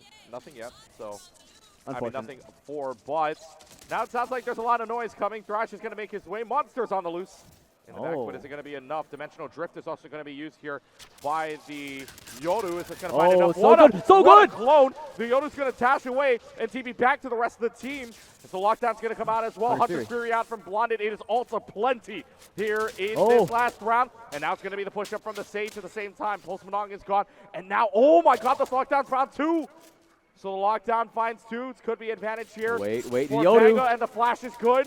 Turns it around. We're back down to a 2v2 situation. By carrier killed. Blonded found a 3rd. Looking for a 4th. Trying to push into a 2v1 situation. Ghostly's there. Can you clutch up? 1v1 situation up here on A. Who's going to win the battle between the Gecko and the Sova? This is close. With 20 seconds left, a decision needs to be made here. Are they just going to play around? Ghostly maybe trying to plant here with 10 seconds left to go. Looking to see if they can plant. Yeah, he has to plant at this point. Has to plant. And Blonded thought he was going to go for the rotation play, go towards B, but instead, now it's going to be a slow and steady race. Who will be able to make the first move? The Recon coming out right now to see where he is. He will not get spotted just yet. Blonded, he has to win this, so it's not a even half, but he will get it. He clutches it. Ghosty, it's 6-6 even half, and now Keegan. It's anyone's game. It's now going to become, instead of going first to 13, it's the first to 7. Wow. You want to talk about a first half? What a half. What a half. Look at this, Keegan. The lockdown you mentioned. The lockdown gets 2. That was so big for them. And now look at this. Ghosty peeking the corners, and the packet lost the 6-man. The bandwidth battle. The bandwidth battle. Welcome to Lagarant. Yeah. Well, I guess you could say it, but... But anyways, I mean, you look at the last 2 rounds there, right? And that's what you call momentum if you're SwagBoss's team. 2 straight clutches, mind you, 1 from Swag, 1 from the captain, and 1 from Ghostly. And this is, I mean, we're in for a good one. We're in for a treat, Keegan, as now the sides have swapped. Team Bangers is going to be on the attack while MrSwagBoss is going to be on the defense. And you could say, just like his name, this game is a banger. Yep, it is. I mean, no other words to put it that way, but. A lot of smoke coming out. But MrSwagBoss might be getting caught out, though. 2-for-1 trade so far in favor of Team Bangers, though. Blondie gets a kill with his frenzy there. As keep on going, New Jeans going hammer as it is. And now the sight's completely in their favor. The smoke up in heaven to disable any vision from this man. Venom Milk will get a kill on top of XOCPB. And last man standing is Crab Creams. And oh boy, he might be in danger here as all eyes are on him. As the through the walls. And this might be it for Crab Creams. Crab Creams will fall. And it is Bangah's back on top.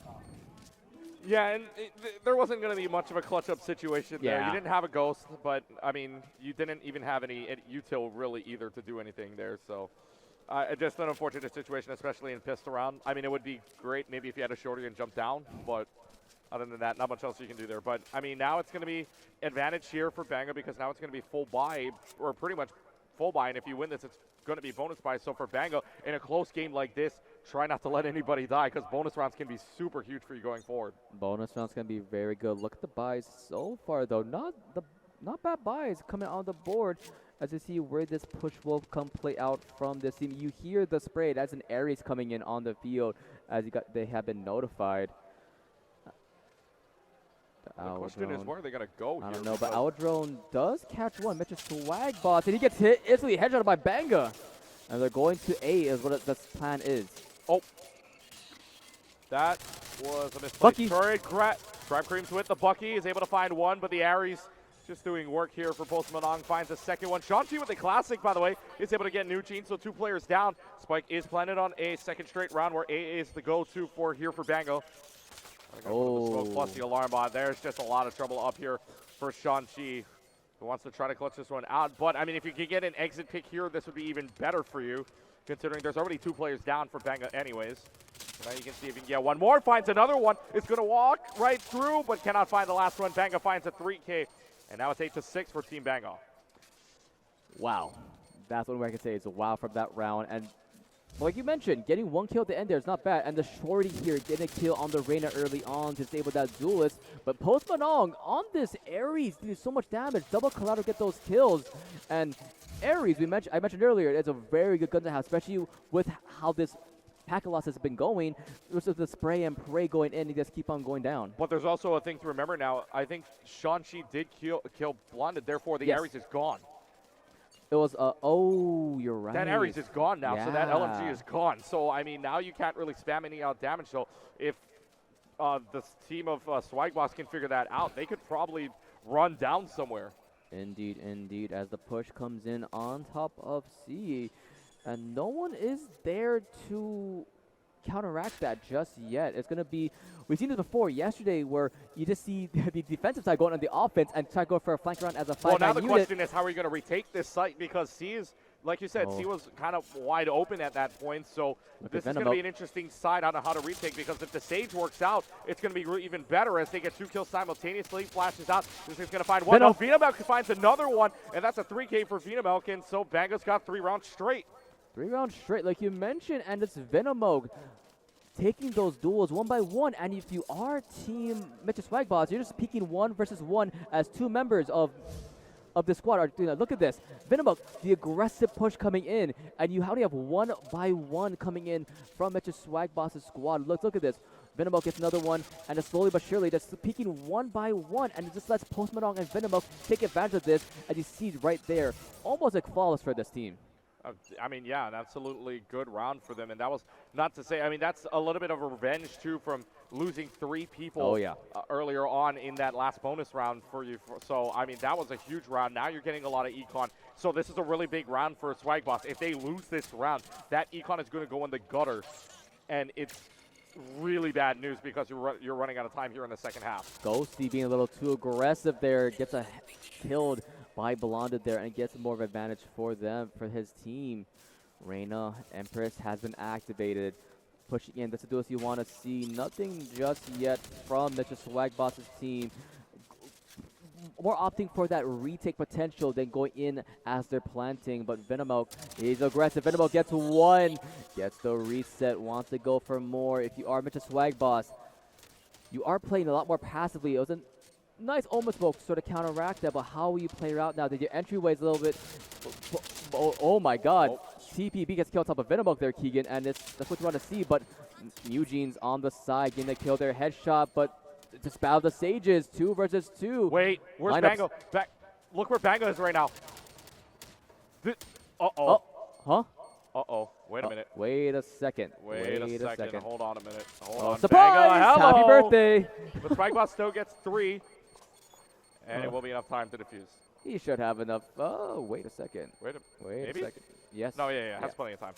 But you never expected the KJ hiding behind the wall and waiting for them. And I don't think the Sage knew that because he was caught off guard. Look at this, though. Ghosty, a little bit too aggressive early on. And Venomoke was able to get this reset here. Not much to do off of that, though, but battle the Sages happened. And such a nice Sage wall. Such a nice ratty moment coming in from this KJ. And 20, 11, and 8 for this top rank. It is a battle of the captains this time around, Keegan. It's a battle of the captains. And this is, I mean, insane. You want to know how many times we've had a 3K this round? Tell me, how many rounds? He's still counting. Well, I'm gonna guess 8. 10. I was off. It was 10. Wow, double You're digits. up by 2. Up by 2. And it looks like MrSwagBoss. Mentioned the captains getting tagged just a bit. Nice paranoia though. We'll catch 2 members. Will get knocked out. Oh, he will teleport away as CPB gets killed on the Venomoke. SwagBoss will finally fall as the Sages get the kills on the board. Sages both get kills, so it's back down to a 4v4 situation. No man advantage either Oh. side. But now the question is, where do they want to go here for the attacking side? Because obviously last 2 rounds they've gone C, and then the first 2 rounds they've gone A. We haven't really seen a B push yet, but again, the question is where they want to go, and it seems like this is an over-rotation from the defense. Yeah. They sent all their members to that C site, and now A is wide open, and here is where they are. The plan has been going down, and it's a 4v4 scenario now. What will you do? That's what I want to see as Post Malone gets slain by Shang-Chi as the Sage Wall did go down. Attacker's Killjoy. You like that ultimate. Lockdown goes in, and Bangah gets a kill. 2v3, but with the KJ ultimate, it's going to be looking very scary for Team MSB. But that lockdown is going to waste off so much time, and that is key to winning this one. And again, this is a huge round for them, but now you're going to see if this works out. Dizzy up in the air. Is this going to find anybody? I think it finds at least 1 shot off.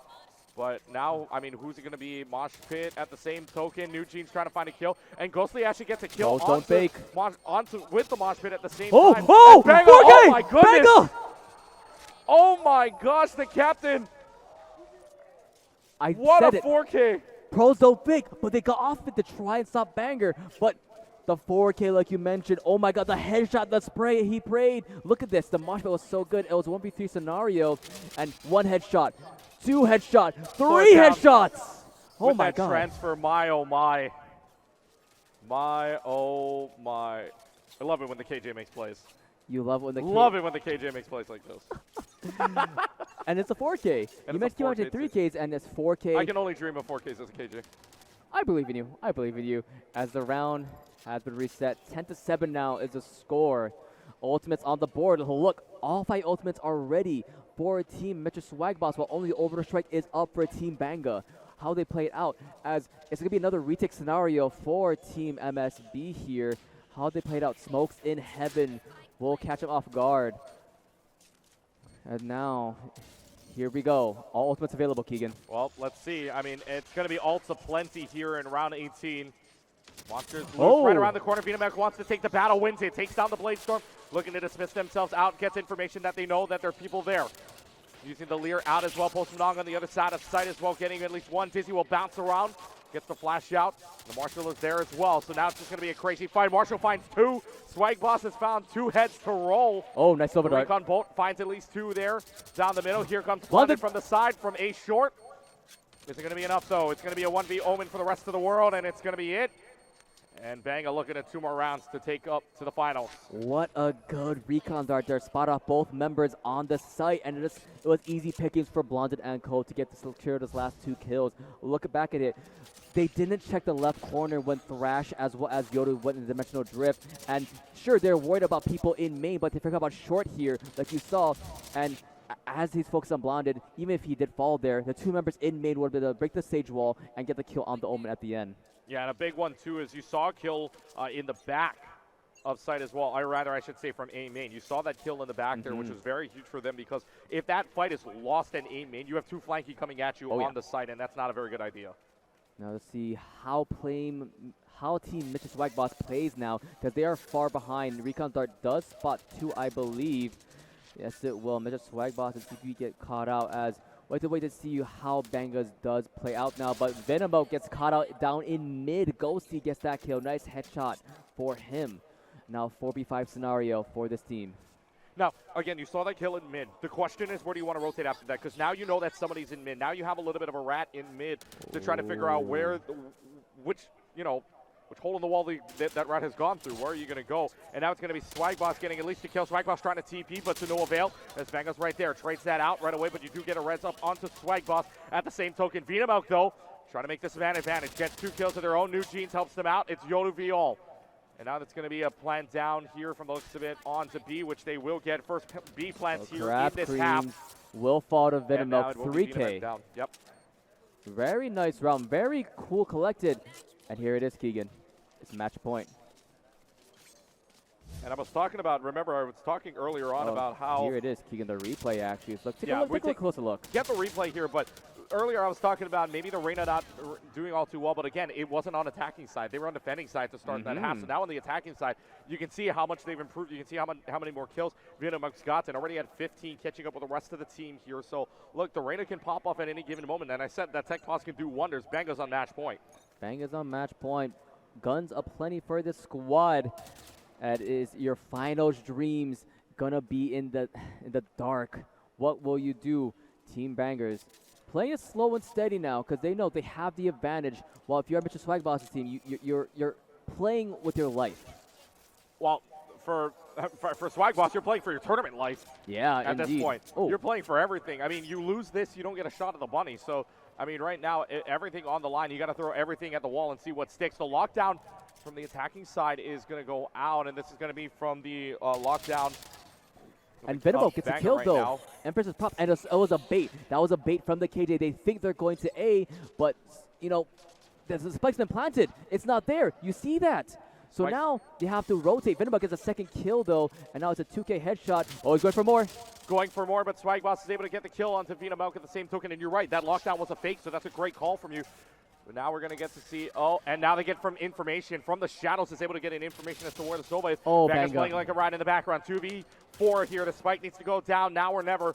It's going to be SwagBoss playing for their tournament lives. It needs everybody here to get themselves in. The spike is running out of time, and SwagBoss does go down in the middle. New Jeans is going to get the last cleanup kills. There's 2 for New Jeans, and that means that Team Bangah is headed to the grand finals.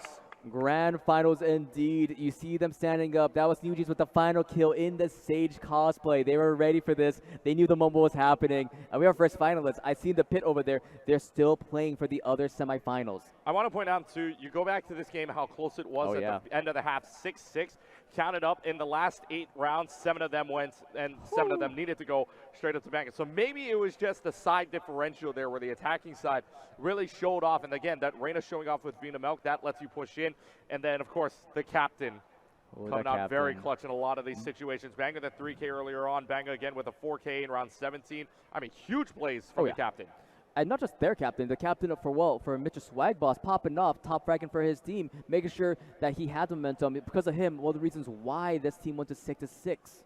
Well, I mean, it's going to be one captain moving on, and that's going to be the team of Bangah moving on to the grand finals. So we will see who they take on. We will see who they face in the best of 3 grand finals. Stick around here in the PC Games Room, folks. You don't want to miss this. It's Kawaii Kon 2023, Valorant Randomz. So we'll take a short break. Grand finals up next. Welcome back, everybody, here for Kawaii Kon. Final day as we get things wrapped up here in the esports room on the 4th floor at the Kawa Ballrooms. Klutchki alongside Henry to bring you down for the grand finals of the Valorant Randomz. It is what would be a very interesting match if you look at seedings-wise, because these are not one of the 4 highest captains ranked, at the very least, that you're going to see here. For the 2 teams, it's going to be Bangah, that we just saw on stream, taking on the team of Shina. So it's going to be Bangah versus Shina. Their SwagBoss on that name is actually Shina's team. So this will be very interesting because, I mean, like I said, this is Randomz. Right. But the captains were not the highest ranked when we started out of all of the pool, and yet they made it all the way here to the grand finals, which shows that 2 matches in, these teams are glued in all together. I mean, we saw that quite a bit yesterday in the League of Legends Randomz. We did have an upper half captain end up leading the team to victory, but a lot of upsets throughout the entire tournament. I'm very happy to see that 2 of the lower seeds are now here, because that shows, you know, the disparity in Valorant. You can't overestimate that. Cannot overestimate it at all, and especially maybe some ranks as well. But maybe it comes down to maps, and for right now, we're going to see Haven, Ascent, and Pearl. So, I mean, Ascent, pretty much a staple. We know it, but Haven, we're going to see for a 3rd straight game in a row. One game per site, you know? Yeah. Got to play it out. Got to milk it out. So then we can prove that Lotus is not better as a 3-site map. But I'm very interested in how these 2 teams have been playing along, because we have had 2 best of 1s with them already. They've been successful in both of them. Now it's time for a best of 3, where it's possible for you to throw a map and still come out victorious. So maybe a little bit of experimentation coming out for that first map, but each map does still count. You know, winning one would make you halfway towards that victory march. But we see Team Bangah already locking in a lot of the picks, while Shina is taking their time a little bit. Well, this is going to be pretty much the same lineup that they had in their last game. Granted, the only other difference... No, this is the same exact lineup that they had on Haven. Oh, wow. So it's the same exact people running it. So this is going to be interesting. We haven't seen Shina yet on stream, so we still have yet to figure that one out. We did actually see like a boss cat dog yesterday. He was playing around in our tournaments, but just for those who can't read Korean, I believe that the Korean name is a reference to one of the New Jeans members. New Jeans, yeah. So so we just call them New Jeans. We just call them New Jeans? Wow, New Jeans is in our tournament. But now we get to see, I mean, on the other side as well, what they're picking. They're locking in a mirror pick from the looks of it, and it's going to be a lot different if they lock all that in. Yeah, there's 2 duelists, which is kind of crazy, but Haven, we've seen a lot already. Like you mentioned, we're going to see it for the 3rd time in this tournament, at least on camera. I don't know how much practice that these teams have had on Haven, but there should be some pre-built synergy already, you know, within these teams now that they've played with each other a couple games, and like a little bit of trust that has to go into these team compositions now. So we get the beautiful sights of Haven as we begin. And I'm going to say it one more time, but I do expect the A site bum rush for the pistol round, because it's just the simplest thing. We did see the B site happen in the last game that I was here for, but it didn't go so well. So hoping to see that A. Maybe they have a little bit of shakeup now that they've been playing with each other a little bit, but we're going to have to see how it goes. Haven for a 3rd time here, Mr. Klutchki. Yes, Haven for a 3rd straight time. And if you were looking at, for Bangah side on the defensive side against SwagBoss there, it was a 6-6 to start that half. So will history repeat itself? But then after that, Bangah went 7 of the last 8 rounds that they played to win it all there and take them to a spot in the grand finals. So now let's see what Shina has to pull off. And again, like you were saying, 2 duelists. Haven't seen this quite yet when we played Haven, so this will be the first time we get 2 duelists here on Haven, at least for today. And we've been seeing a lot of the defender side winning, at least on camera, for these players. So not too sure if that's going to be happening here again. If that's going to be the case, then I do expect Team Bangahs to be coming out on the upswing here. But 6-6 was the closest one that we've had, and a very real testament to against that defender side victories. But as you can see, they are not going to be starting on A. Instead, they're going to be moving in onto C side. Does trade 1 for 2 for the time being, but I believe that spike is in prime position to be planted. In the meantime, the gunfight going out as they're chasing down Shina. Captain under fire. Does make it out 7 HP for the time being, but now that retake. Trying to retake from what they can. They're just going to swing around the corner. Snoopers found 3. It's a 1v1 between the Phoenix and the Sova very early on. Who's going to win it? Watch her back, and Blonded's got it. Blonded's going to clutch up, and the defending team's up 1-0. Snooper just unsure where to look. I guess there was not a lot of intel on where that Sova was. So defender side going to win this, going to have a successful retake. And the frenzies, of course, to close out the round. We've been seeing some killer frenzies throughout this entire tournament. And there's that defender start that we were talking about. So they're going to upgrade. They're going to get all the Spectres and the heavy shields. Meanwhile, we have seen some crazy classic right clicks. We have indeed. And if you want another fun fact as well, if you weren't here yesterday with us, there's one player in here that plays mouse left-handed. Oh, wow. And Cresselia is the one you want to watch out for on that breach right now. So Cresselia left-handed. I'm left-handed myself, so I'm very interested to see how this is going to work out. I've already talked to them beforehand, and now I'm very interested to try left-handed gaming because this will be pretty interesting. All right, well, now they are going to be pushing onto a site. Vinamel trying to see and scope out if they get any information, but Viper lineup has already come out. Blind from Cresselia, as you mentioned, but the Nanoswarm almost takes down everybody. Oh, wow. Blonded going to take down 3 before Like a Boss does trade the life of his teammates. And now attacker side with a numbers disadvantage. What's the plan here? Are they going to rotate? But everybody on the side of Bangahs has already shown up to the scene of the crime. Well, and right now, I mean, now they have a tough situation, right? Where do you want to extend, rotate, maybe to B, maybe to C, or maybe do you want to push A even? Try this again. But, I mean, as of right now, you've already lost 3 people thanks to Blonded just absolutely running down your team in A main. And that's the worry in a save run, right? If you decide to rush, and all of a sudden now you're giving Sova more, ult points to get through, that Hunter's Fury comes on super early. And that could be very, very bad news for you in the later stages of this round as we got 30 seconds left to go. It's looking like it's going to be a plant. It looks like the plant is going to go on to A overall. So the question is, where are they going to retake this from? But as it stands, just trying to look around, 42-man advantage here for Bangah's team. They're going to try to defuse right away. Post Malong's got at least 1. And can now, it's basically Viper v the world here. Could have been a kill there, but Vinamel able to take him down, and only 1 lost in the econ round for Bangah. Absolutely insane because they get to keep 4 Spectres. Like you said, only 1 person is going to fall. That lineup, unfortunately, did not land where the spike was planted. A little bit off, but now we get to see some buys happening for Team Shina, and they're gonna, load out, have their full shields. This is their retaliation round. This is what you expect, okay? Team Bangers, like you expect, they're going to be bonusing, because they have a bunch of the Spectres bought out. The person that did die is just going to match the economy of everybody else, so they don't want to fall too far behind. But this is it. This is Shina's round. You can see triple digits across the board in their credit scores. If not this round, then not for a while afterwards. But Snooper is going to run it back and run it down. You run it down, but you already lose a KJ in the process. But you were talking about how this team needs to come out and play this round big. They've already got 2 kills. With the Phantom, the running back does go down, but not too much matters there because you have the Phoenix back up and ready to play. Alarm bot's going to go off. Bangah right around the corner gets at least 1, but Cresselia is right there to kind of be flank around from CT spawn, actually. Just ran right through everybody, and we'll sit down on CT spawn, and it's a plant down on C. A little bit sad. He was holding that Olden, hoping to get a lot more than just die right there on the spot, but like you said, the retake has to happen. Cresselia is not going to win against the Stinger, as a matter of fact. Long-range Spectre does not work in Post Malong's favor, and so Snooper gets the better of that. 2v1 now, and Blonded, his location is compromised because he did take down somebody in this area. C-Long is going to be the angle. Recontar does not find anybody out, Keegan. You have Hunter's Fury as well. Decides not to use it for right now, but not a lot of time. Got to go now or never. Shina peeks around the corner.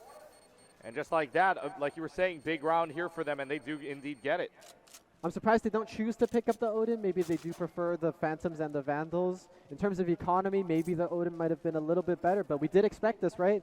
Team Shina had to come up, and the captain coming clutch, finishing off that round. So now both teams have pretty good loadouts, and you can see the economy is pretty much in shambles here on both sides. So this is a breaking point for both teams here. Looking to extend their lead is Team Bangers, and looking to put themselves at even footing is Team Shina. And this is going to be a really big round, like you keep saying, Econ.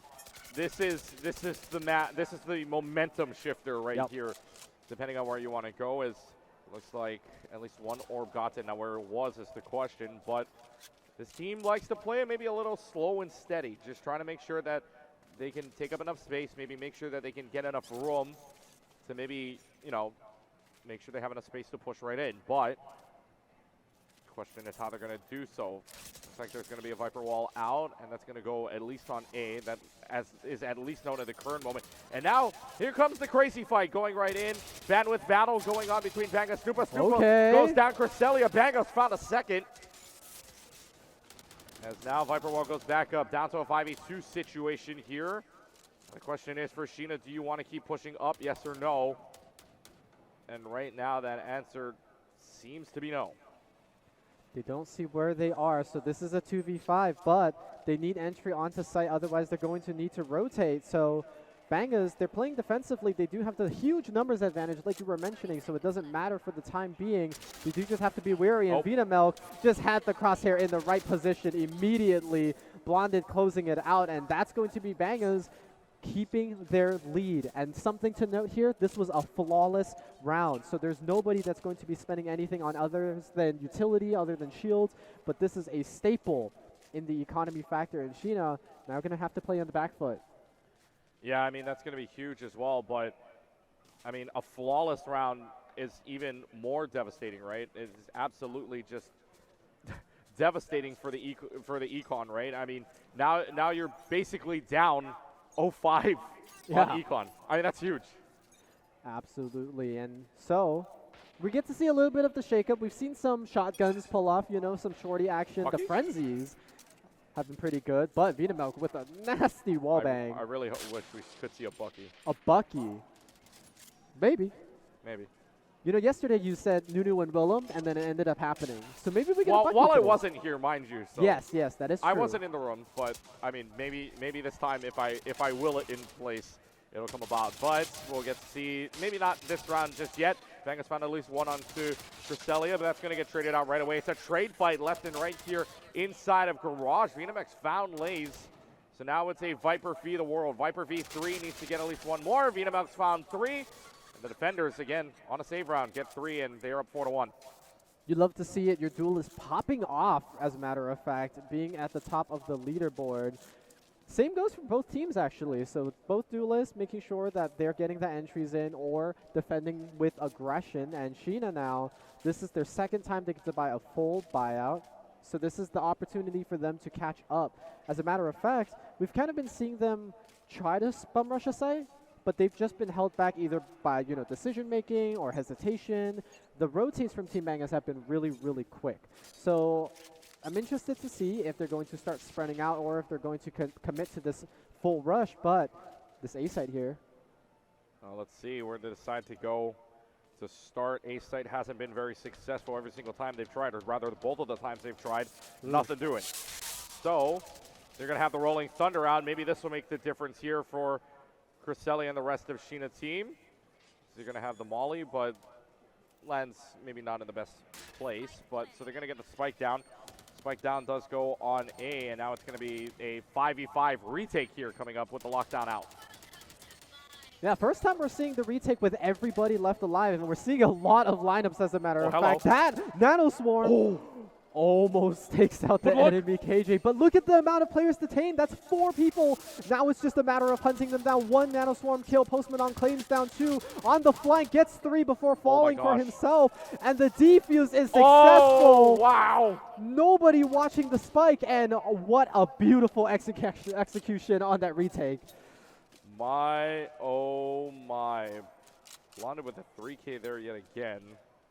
But, I mean, that lockdown, 4 players detained. I've never seen massive. that. I've never seen that. We saw where in the last game that Bangah's played with that KJ, Bangah locked down 1 and also got a kill with the Nanoswarm in that corner. Maybe Shina, somebody was watching over the screen because they were down there, but maybe they were watching because that Nanoswarm was in the perfect position to wreck house. And that's the exact type of performance you want to see from your KJ and the utility coming in. Snooper with the signature run it back, running it in. Not going to be able to trade anybody before getting scouted out. Bangah once again the kryptonite for Team Shina right now as we see a rush into Garage. Bangah already claiming 1. 4v4 is the numbers right now, but New Jeans takes out another one, that Crisella member that you were talking about. Enemy KJ now falling as Vinamel claims another. Numbers are dropping, and it's not looking too good, but like a boss with the Odin, trying to prove that it's worth it, not going to find it. Onto this Reina, who is performing out of her mind right now. Performing great, and I know Vina on the defensive side didn't look all too good on the defensive side in the very first side. Glad to see that it's kind of kicked in now here after that semifinal, and on the defensive side at the very least. Popped off on the attacking side, so can't wait to see what's going to happen there. But Shina kind of falling back on the fact that they're attacking 3 sites. Yes. A So little bit of a detriment that we don't a- expect for Haven. Right. You know, typically attackers, you get to choose and you get to rush it, but you know, Team Bangers, they have 6 rounds to their name. So if they want to tie it out here as Team Shina, the best you can do is that 6-6 draw that you mentioned earlier. Let's see if they're able to do it, though. Well, let's see if they can do it in the first place, because right now that wasn't a great push for them, as they're going to need to find something or another here. A lot of applause on the left side. That's for another tournament. But anyways, a minute 20 seconds on the clock.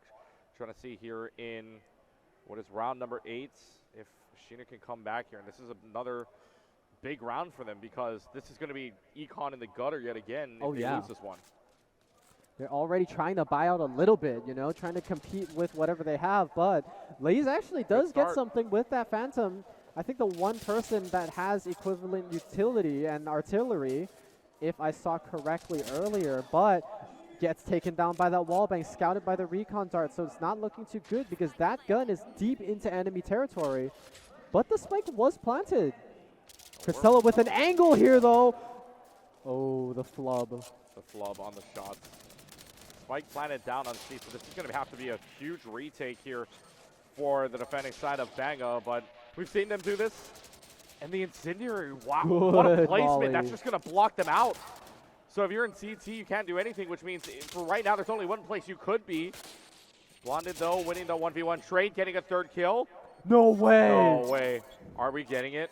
Well, They it's are. going to be perfect. It's lineup Larry here. New Jeans gets out of it. Is the spike going to be enough time? The spike is going to defuse. Is it there? It is good. God. The Viper lineup is huge. My, oh my. The Viper lineup from Like a Boss Cat Dog. Just take the first 3. Like a Boss gets them the 2nd point. We have a nerd on stage. Oh my gosh.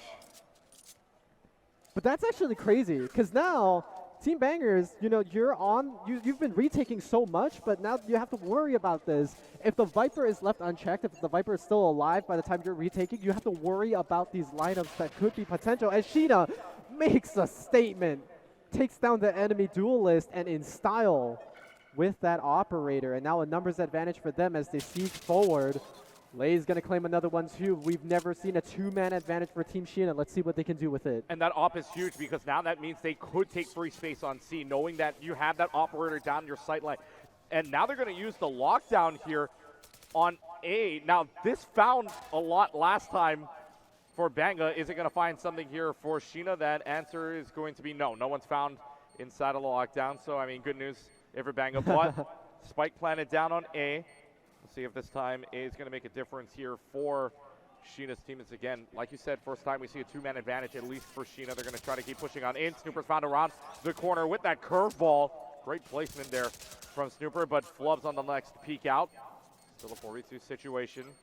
Trying to push right in. Sure, it's going to give them a lot of information there, because the cage is still up and available here for Shina, but that's her, or not, excuse me, the spike now falling down oh so low on time, and you really have no chance left to try to defuse this. So everybody backs off, but who is going to survive? Is everybody going to survive the blast radius? Yes, everybody still lives, and everybody keeps their guns. 6 people keep their guns.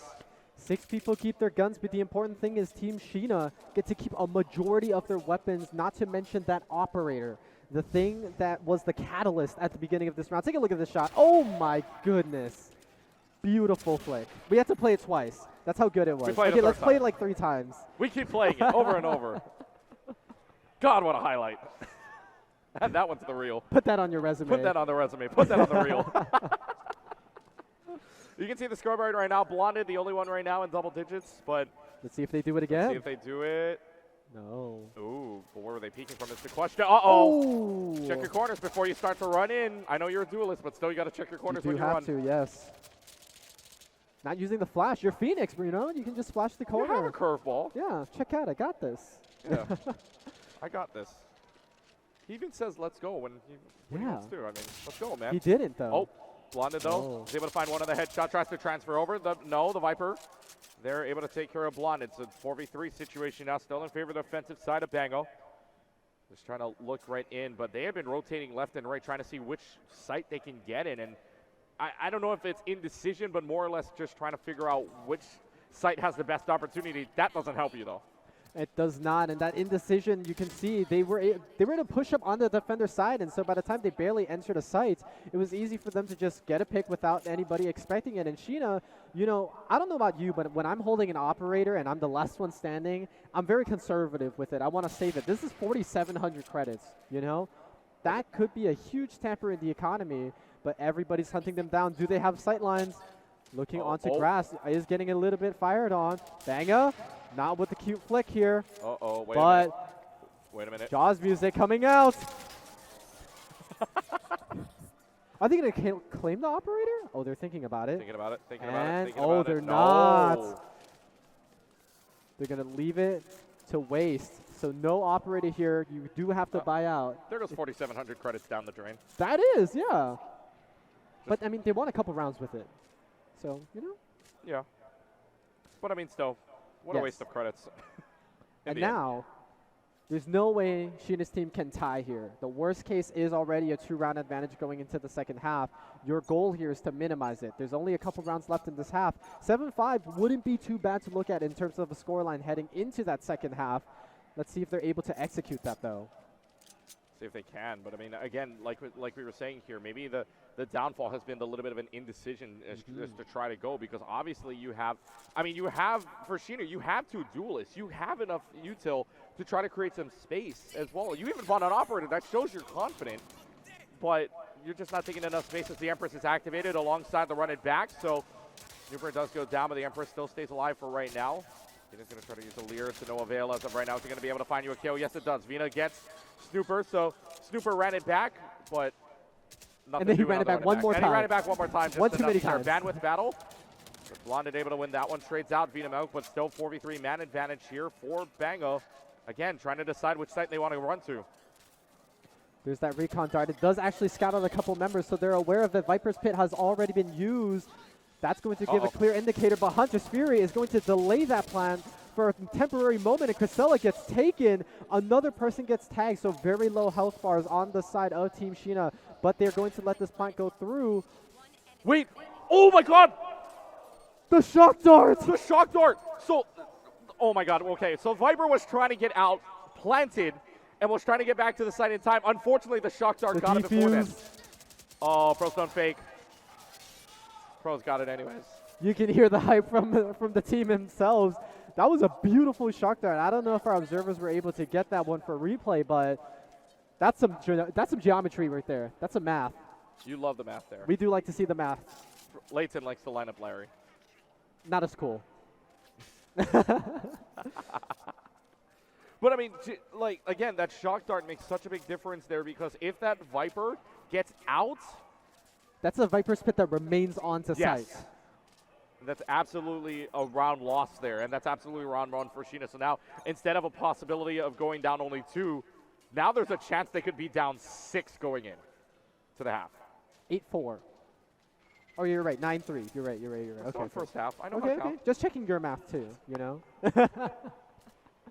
God, now I feel so self-conscious about my math going forward.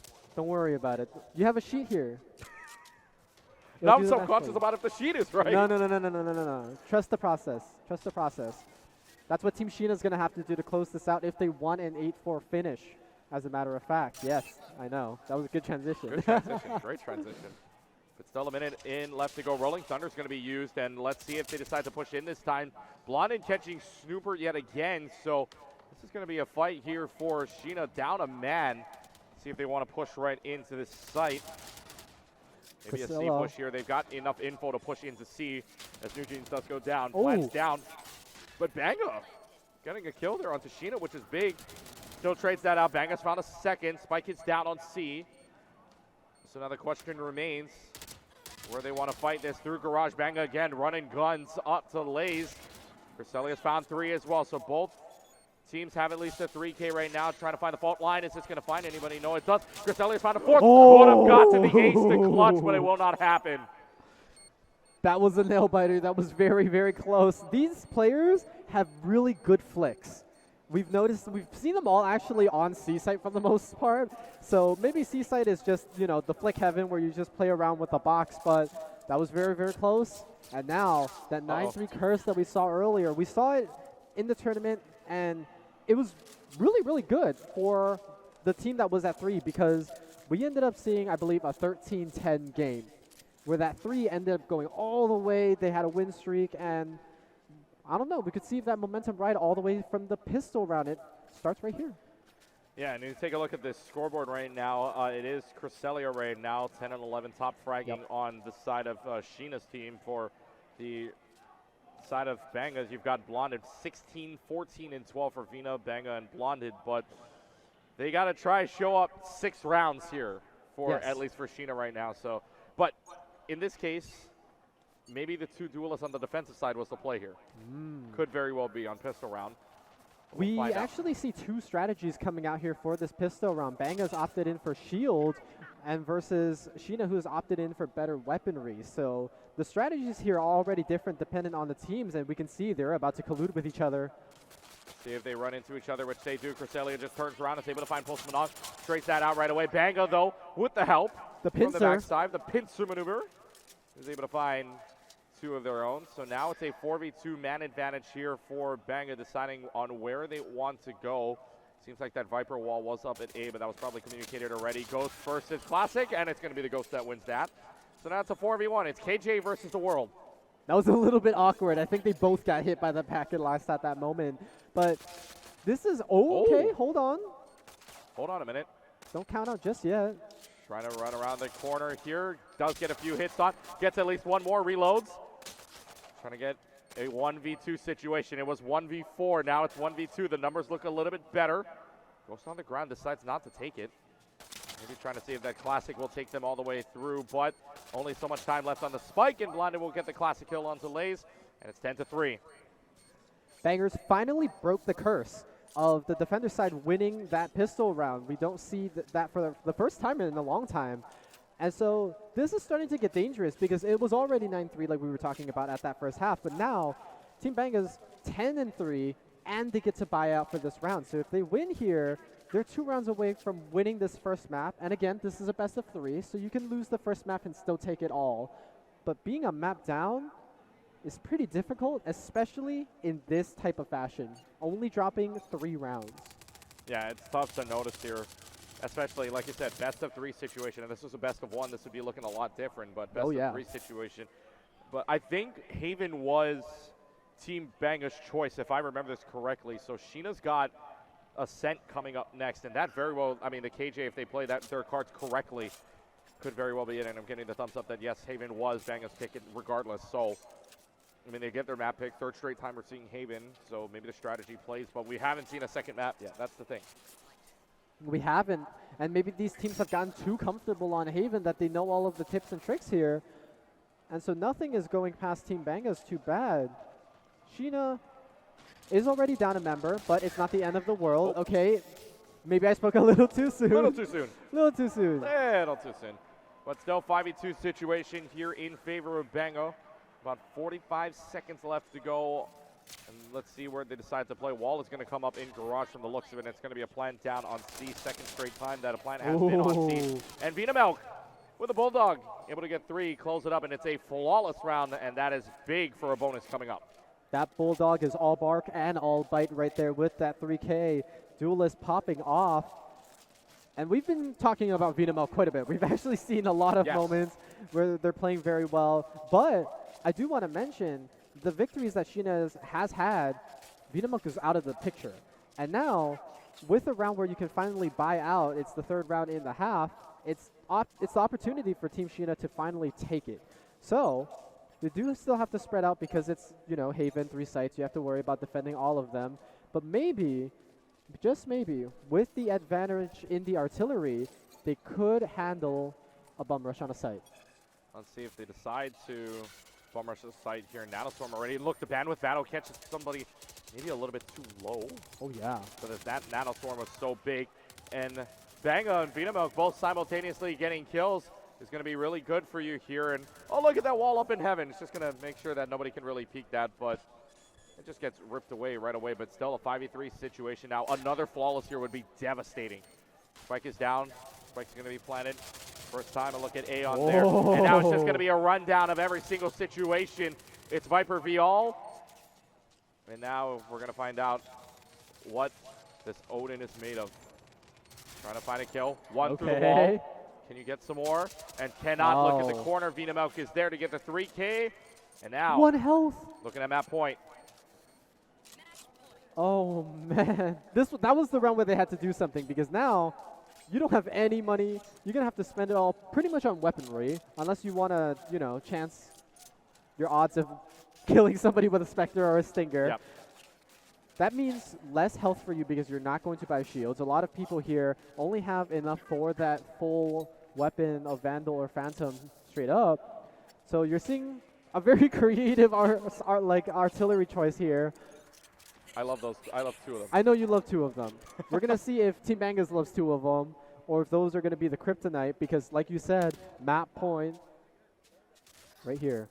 Looking at 9 straight opportunities for match point, and it's going to be a headshot already from Bangah on. They knew where they were. New Jeans is able to get a kill as well, and now it's looking like a rush down. They want to just end this one right away, down to a 5v3 situation here.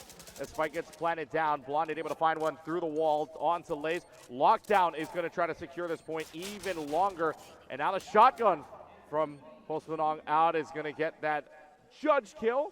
This court is in session. Trying to push their way in. It's just the Viper. They notice them. They clean up house. 13-3 your first map score. Bangah looking at series point coming up and looking at grand final series point. Really good performance. We did think, you know, they would be doing well on the defensive side, but they kept up the tempo in the offensive half. And that was something that we haven't seen on all of the Haven showcases that we saw throughout today. So very good performance from them. Again, not the end of the world, because you can throw map 1 and can win map 2 and 3 to clutch it back up, but man, a 13-3 performance, there's got to be a lot of reflecting to do. But we are going to see a new map on the, you know, on live for the first time tonight. It's going to be Ascent, the competitive staple. Oh yeah, I should say maybe not a competitive staple, but I see it in collegiate more often than not. Oh yeah, it's the collegiate staple. I think our very own, maybe Kevin, or if Rod is, I don't know where Rod went, our very own Rod Doria here would attest to that. But I think anybody from UH would attest that, yes, Ascent is the collegiate staple. We're sick of it. We see too much. Where's Lotus? What happened to Lotus? No. No. But the pretty map? No? Nope. Nope. Nope. Not the pretty new map. No. All right. Anyways, like we were saying, Ascent up next. Haven goes 13-3 to Bangah as we keep it right here with you here at day 3. A final day of Kawaii Kon as we start to wrap things up. It looks like the Smash tournament's still going on as well here in the room. You also have the fighting games down right before the door as well. We're here in the back side of the room, and there's a lot of things, happening here in the esports room. Thanks to Hotspot Gaming Cafe. I think it's out in Kapolei, going to be very soon that they're going to have that out there, so check them out. With all the PC setups, along with PC gamers, plus EMP Live Designs, of course, bringing you here this broadcast. So a big thanks to everybody that brought this out. ViewSonic at the same time, I believe, was as well. And oh, yep, there you go, Rod, as well as XPG for joining us as well here at the site. And we were asking for you because just give me a thumbs up or thumbs down. Are we sick of Ascent? Yes. We are sick of Ascent. But now with a different map, we're going to see a different lineup here, and it's going to be a very different lineup, maybe. Because if Bangah's showing anything, maybe it's comfort picks. Maybe it is comfort picks, because that KJ performance in the first map was pretty pivotal in the success of Team Bangah. But, you know, on a different map, we did talk about Ascent and its highlights on, you know, B site. Attacker, you can also cover a lot of the flanks there. The mid area is what I think Ascent is going to be most known for, especially in this game. That control is going to mean a lot of different things. And, you know, you won map 1, 13-3. If you want to play Comfort, there's nothing wrong with that. Right. Because if you drop this map, there's a second chance. But for Team Shina, now you want to do some reflecting. Do you want to run it back? Do you want to try a little couple of different things out? Maybe summon a wingman or two, you know? But it's all up to the players and what they want to do. But we did mention that trust factor. Because this is Randomz. You probably haven't played with these people before, but you have won 2 best of 1s prior to this game. It's a matter of, do you trust those 2 best of 1s as a good enough sample size to whether your team can perform very well? As the clock ticks down, there's only 5 seconds left. Not a lot of lock-ins quite yet. I think they're going to run the timer here, which means you have a lot to write down in the last few seconds. But looks like... Well, it's going to be a Cypher getting pulled out here. It's going to be double Sentinels on either side. And we do have the Random Mirror, and we do have the KJ Mirror. So a lot of different things. Cypher is not something that we've seen, I think, all day. All weekend. Oh, wow. We have not seen a single Cypher all weekend long. This is the first time we are going to see this. So this is a personal pick. This is personal pick, at least on stream. Now, I'm not too sure if anybody else had picked it all throughout the day, but if I remember this correctly, and I'm looking back at all my notes from the entire pad of games that we had yesterday, yeah, Cypher is going to be pulled out for the first time this weekend. Okay, so a pocket pick of sorts. Almost like a dependency, because right now, your back's against the wall if you're Team Shina. You have to win 2 maps in a row. Doesn't matter how you win those 2 maps. If you need to do the OTs to tire out your opponents, then go for it. But you do need to win 2 maps in a row. If you don't, that's it. You're the runner-ups. Right, and you really don't want to be runner-ups here. The pool, I mean, you're so close. It is so close. But right now, you're going to see a little bit of a different story here. Creselia's a few changes between these players. The only 2, though, everybody else has stayed the same from the last map. The only 2 difference, Creselia from Breach goes to Reyna, Snooper on Cypher instead of Phoenix from the last round. So a role swap, if you will. Okay. But now they're going to try to run into A right away, and this is for Shina, but Bangah's already sniffs them out, is able to get 1 down. Now they're it's a 5v4 situation, closing out 3. Yeah, they're blind shooting past the Viper wall, which is totally fine, and now the garage door is closed. So the retake has to happen. That camera does expose where the Cypher is, and it's not looking too good as they've breached through already. Post Manong going to help out his team and distract quite a bit as they just get absolutely rushed. And that's going to be first round to defenders. We've been seeing this pattern of defenders taking first round, so not too crazy here, but the fact that 4 people are left alive does say something.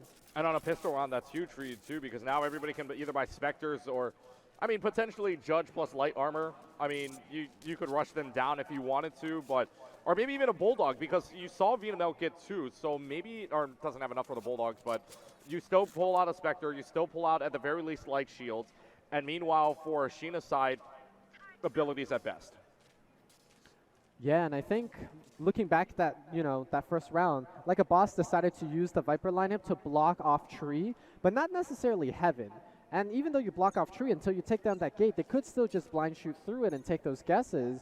Pistols don't have too much armor, or too much bullets, I should say, but 100 health is not a lot either if you're looking at a defensive and having point. 2, I mean, like you were saying, right, for the Viper at the very least, you don't really have that angle at tree. Oh my goodness. Oh. Well, no armor there either, so that 1-on-1 body shot is fine, is good enough there. But either way, I mean, you had the try to line up, but you only have 1 controller, that's only the Viper.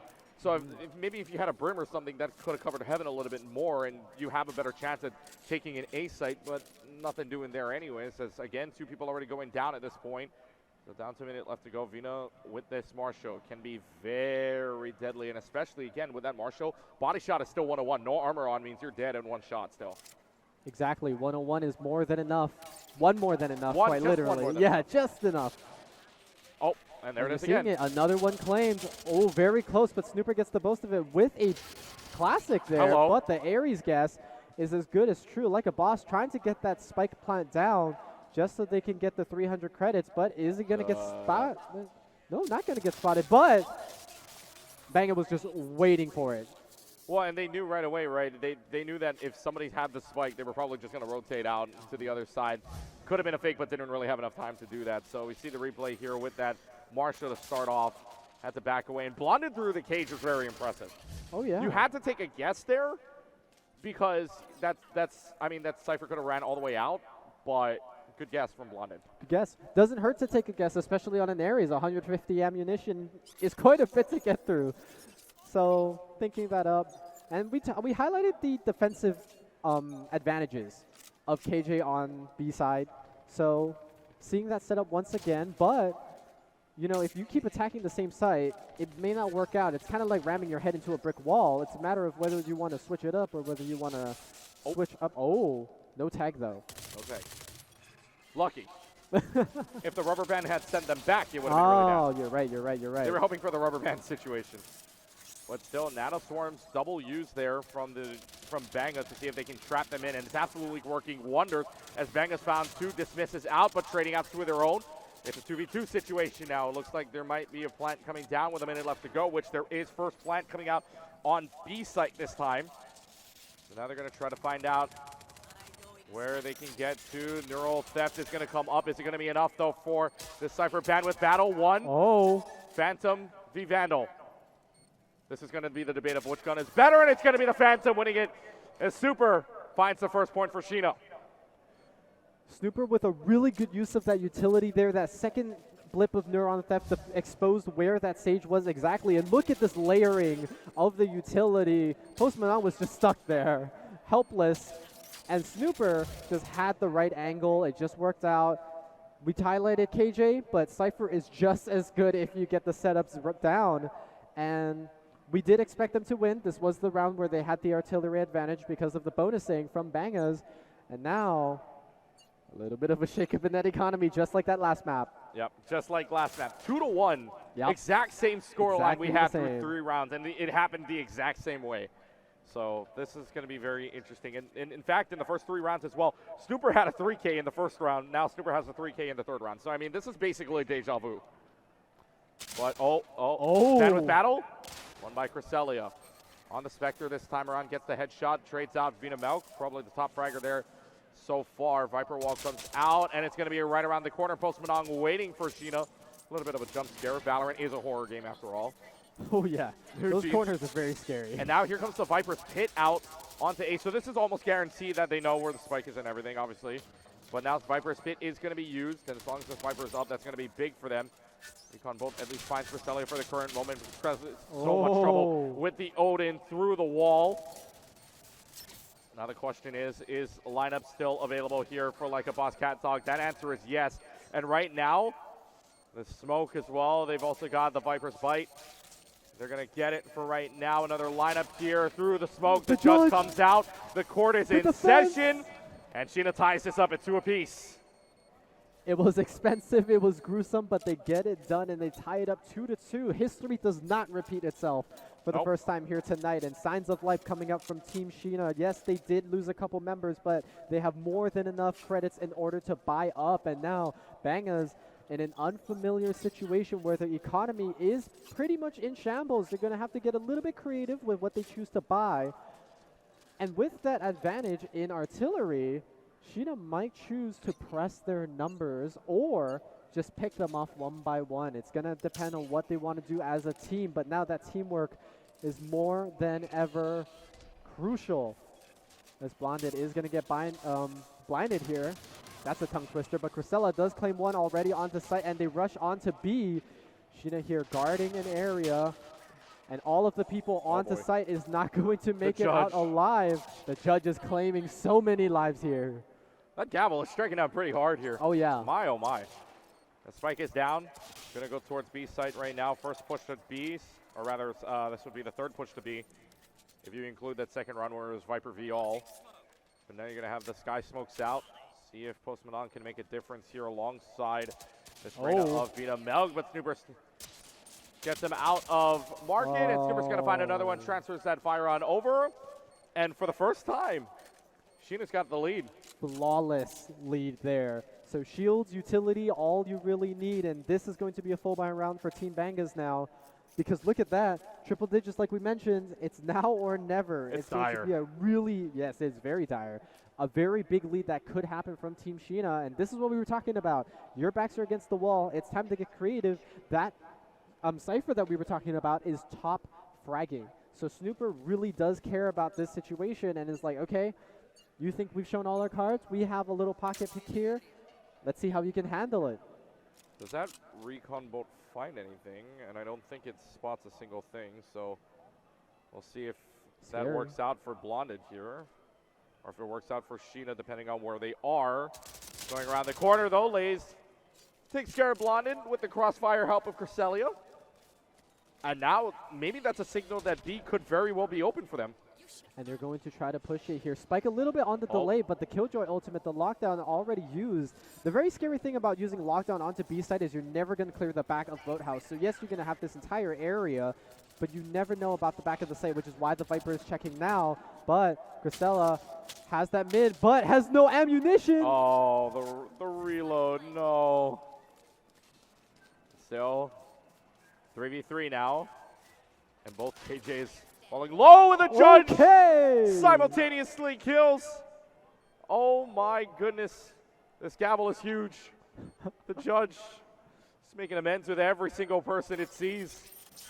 Alarm bot is out as well, so this KJ now knows where they are. And uh-oh, watch out. The judge gets a third. Like a boss, Cat Dog puts it 4-2. Absolutely. Like you said, court is in session. Court's been in session since this judge has been out. My, oh my. Simultaneous kills. Wow. Oh, wow. On first shot. You know, our production team did not have to do them dirty and slow-mo the shots.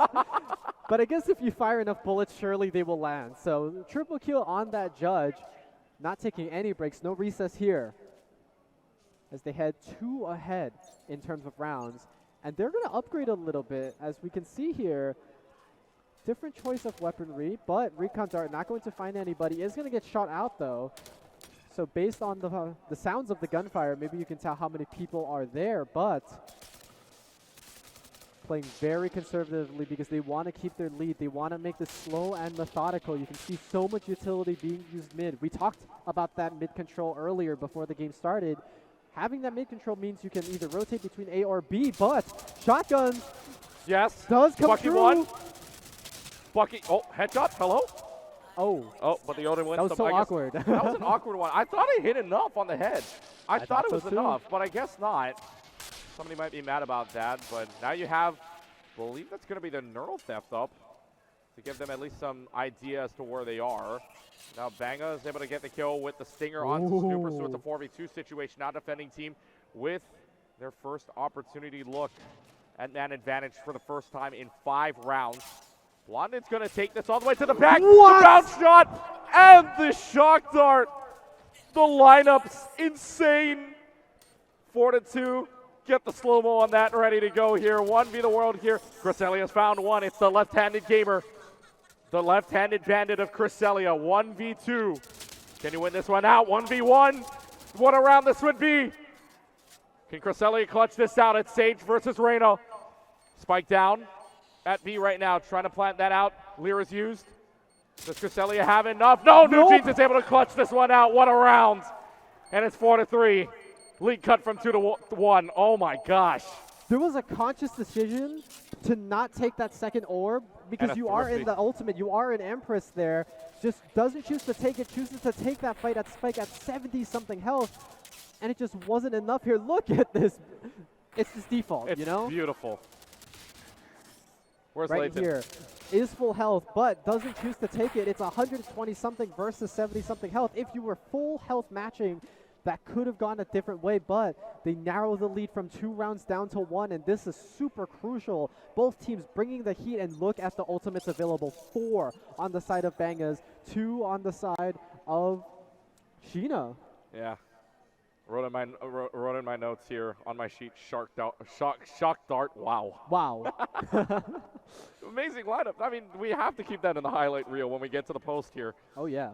But now it's a 1-point differential, but luckily enough for Shina, I mean, let's talk about that because they have enough econ to play maybe one more round like this where, I mean, even if it ties up here, you still have Shina going, oh, and Observer bouncing up and down with one of the players. We don't know where they are, but we're vibing with them. Just vibing. Vibe check. Vibe check. Well, Shina needs to win this to have that vibe check going into game 3. But Win check. Oh. Lays with the kill on the Phantom, though, on Tavina Milk, so that's the duelist down. But the trade's out right away, so a 2-for-1 trade ain't bad. Not too bad, and all of this happening at tree means that there should be something happening in mid, you know? You had to have walked the catwalk or crossed through the sites in order to get through that tree area, so now Bangahs are a little bit worried because they don't have that full mid control. You can see Blonded a little bit worried about where they could potentially be. And so now, where could they be is the question. Where could they be? Because are you going to play slow and steady, or are you just going to go right on in? Oh, this would be unfortunate. This would be the left-handed gamer. Yes. Recon bolt, just unfortunate timing. Just super unfortunate timing because they kind of gave you away there. Orbital Strike is going to go down, and like a boss, CatDog can't do anything about it. It's got to be eliminations here to win it, and now they're going to just try to save the op here. And what an Orbital Strike to save the round, and we are tied at 4-piece. It was absolutely dire because they had to plant the time was running out, but that Orbital Strike was going to cover the entire site. If you had to plant a little bit more unpredictably, right? And there wasn't a lot of options for that. So just nail that onto site. That guarantees you the round unless somehow that op is going to kill 3 people. They are going to save it like you mentioned. Shina, second time, being super conservative with that operator. You can consider that a blessing and a curse. It's just a matter of whether you can redeem it well, but they do win the round. It is Team Bangahs, and it only cost them 1 ultimate there. That's not too bad either, but when you're looking at ults, it's 3-2 currently, so you have to see if Shina's team can work with something here down in ults. But with 1:30 on the clock now, you've got a decision to make, and really, I mean, it's slow pushing or it's going to be really aggressive. There's really no in between here as Bangah's already got a kill onto Lays. And I love this gun pick here from the Viper. Dun-dun, dun-dun. Oh, but the Vandal wins it. The Vandal wins it. Vandal wins. Unfortunate. Yeah, unfortunately for you. Yeah, unfortunately I know who for you're cheering for. For my viewing eyes, it's unfortunate. Also unfortunate for Shina, who are now suffering from a huge numbers disadvantage. Oh. Unlucky timing on the wall. Super does get one, but the turret. KJ turret does make the difference there. Does Bladestorm do anything? No. I was going to mention the Spike is in such an unfavorable position for Team Shina now that the Viper fell with that judge. That was a little bit of a trust fall there, and it did not go too well. So Bangah is now with that round advantage, something we didn't see. But 4 rounds in a row now stifled. That fire, now nothing more than a little flame. 3 ties, 2 lead changes right now as Bangah gets the lead back at 5-4, but 5-5 doesn't seem so far out of the picture. It might be based on econ if you look at 2 of the players on Shina's side, but this could very well be a very important round. But you also look at, for Bangah, they didn't use anything that last round. They did not use a single ult. It was a very cheap round for them, and now Shina leading the charge, trying to see if they can get anything done. That's some duelist action right there. Incendiary actually cuts the team in half. The updraft, not going to mean anything, but they do have clearance of B site. They should check the rest of it, like Boathouse and the vicinity, but like a boss Viper's Pit used. Does not do that. And KG Turret doesn't actually spot it out. So Blonded, being the silent assassin here, is going to get discovered. Is 4 ammunition enough? Has to reload. Hide behind the kryptonite boxes. Shake off the lag, shake off the lag. Oh yeah. 3. Just you can see the aim there as New Jeans cleans it up, but you can see the aim there. Shake the lag off, shake the lag off. Just unlag. Somehow, some way, wave a wand. Wave the gun around, lag be gone, but still gets a kill. Absolutely. So look at this, the silent assassin just weaving between lanes back and forth. KJ Turret just unfavorable here and wins it out with a pistol even. Headshots lined up with the crosshair. And now 6-4, a little bit better than what we saw when Bangahs hit that 6 rounds last map. It was 6-3, but now 6-4. But a game of momentum though, because both sides now have a 4-round win streak on either end. It was 4 last time, and then that got broken up in round 7, and now it's 4 straight rounds here for the team of Bangah. So right now, Shina has to try a way to break this 4-round streak and at least give themselves a chance to be at minimum 2 down going into the half, or even to have that chance to tie it up. We do mention that pivotal tie it up. It means so much here if it is possible. KJ Turret going to stand guard. We might see a full rotate. They don't know if they want to hover around for a bit. It depends on where they want to rotate. Post Manong with an angle is getting so much intel here. Oh, the backstabbing. Snooper does trade the life of his allies, but it does not matter. Vinamilk is an impenetrable tower. Regains that mid control, and 7-4 looking like that potential 8-4. Not as strong as the 9-3 we saw in last game, but a 4-round lead. Like you said, these win streaks are so pivotal.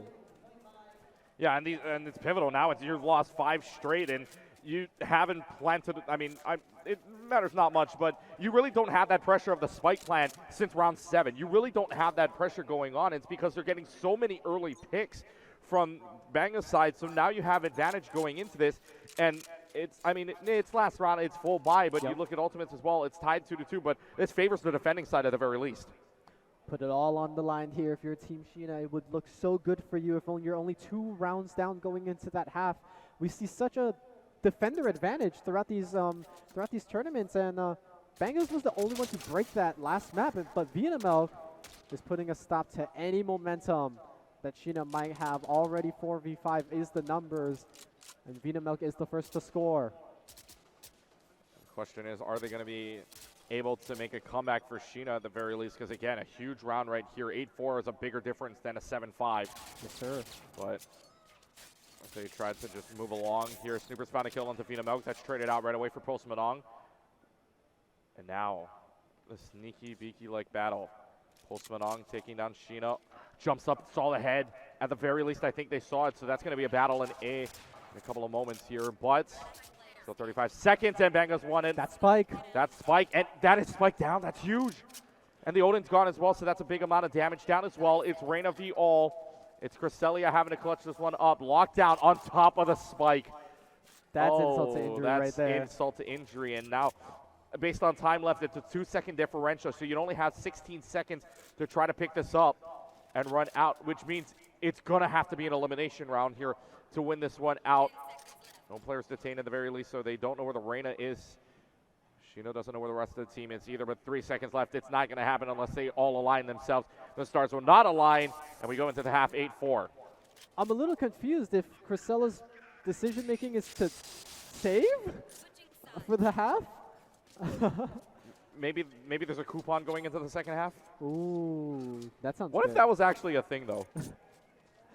Like, can you imagine, like, a trust fund? a trust fund, right? If you're still alive going into the second half, but you lose the round, you carry that over. Imagine. Don't know, but we did notice, because we're seeing these same 2 teams play, we noticed something different in that second half pistol round, where both teams opted in for a different strategy. It looks like they're going to go with a mix of what they did before. So, Bangah's before opted in for full shields, lights as possible, and then Shina opted in for aggressive. So, we're seeing that still again here, but maybe a little bit more utility on Shina's side this time, as they're on the defensive. Well, the strategy changes a little because now with that opportunity, what that speaks to me is they're going to split. They're going to be able to maybe split up the sites a little bit, and maybe you have one aggressor plus one behind them, and that's going to be allowing them to kind of push right in depending on which site is more open to them. We're going to see how that works out, if it's good or not, but that split. Oh, Post Manong does claim a couple, and Bangah also. So a very aggressive push here onto A site, but it's starting to trade out a little bit. We're going to have to see if that defense is good or if they're going to have to result to a retake. Retake being extremely difficult here, but there's just too many people firing at once. And just like that, the first round, 2 Bangahs. Yeah, and that's what I was talking about, right? You had the opportunity, you had a classic, and you had a ghost on either site going down mid and a ghost down mid as well. So whichever site was going to be open, whichever lane was going to give you the best shot at going is absolutely going to win you the round. And that was perfectly played by Bangah. You've got that first pick and move into A right away. You saw the Killjoy kind of put that alarm bot and the turret down to make sure that they have enough time to rotate out in case there was a flank. So Shina, all they could do is just watch and wait for the rest of the ghosts to come on in. Now, the math behind it is super nice because we saw it in the last game, right? It was 9-3, which wasn't too great. So by the time they bought their weaponry and they lost, it was doomed. Right. But because it was 8-4, they do have that buffer round for a second chance if they choose to. You spend their credits a little more wisely. Instead, they're going to try a different site here. Absolutely right. Vinamilk is down, and we know what we said. Their successes begin there. So we're going to have to see. They do already have that numbers disadvantage, and where is the spike going to be planted? Ooh, not where you expect it to be. So the retake going to be a little bit more difficult. Maybe that packet loss is going to prove a bit of dividends into finding where that spike was planted. And the Sage Wall up at CT as well is going to cost them a lot of time unless you can jump over it. But if there's a way to jump over it, I mean, that would be big for them because that would be one less person you know about. But I think they may have seen them based on the bandwidth. Post Manong in the back line, able to take down Lays. And now it's just a rush in. Blonded with the crossfire alongside Post Manong. And now it's just a Jet versus the rest as they will just spray, knowing that this round is not looking too pretty. And Bangah will get a 3K to end the round. And now Bangah 3 away from taking the series. Shina had personal beef with that wall. Just, you know, it was not great. But market wall, god dang it. Those stupid pesky market walls. But this is now the buyout round. This is where we saw it in the last map, that pivotal point. Okay, now last time we were here, Shina did lose it, but you can see the score. It's 10-4. We're not close to 13 quite yet. So if you lose this buyout round, I believe you're going to have one more all the way at the end. But you do want to win this if possible. No, this is crucial. It's going to be 11-4, and you're looking at match point the entire way through. I don't think if you're this team of Shina, you want to be looking at giving up match point at any given moment for 8 straight rounds. This is a crucial round here. Bandwidth battle, won by the Odin, gets 2. So like a boss, Cat Dog gets 2. Big kills there. So it's a 2-for-1 trade-off, at least with the Odin at the very least. Spots them out. It's going to be Marshall blind fire. But now the question is, do they still want to push into A, even with 2 people down? And that answer is potentially going to be yes. So that spike planted down. They know where it is. They can see the sight line of the spike from Tree. It's going to be Cresselia getting the kill on Vinamilk, and now it's a Sova v all. It's going to be the lockdown place, and the lockdown destroyed. Finally, with about 6 seconds left to go, Blonded's got 1. Blonded looking for the ace to win this round. Has to get at least the Cypher 1 more. The ace for the clutch. Has to find 1 more with the Odin. Oh no! Shina from the top rope. The updraft. And justice reigns from above. It's Shina that's going to be able to get it, and it's 10-5. He just Goomba stomped him. That's how you play duelists in style. Absolutely great there. And we talked about the pivotal moment. They clutch up. They make it 10-5. It's bloody, but it's something. What a fight. It started and ended with an Odin.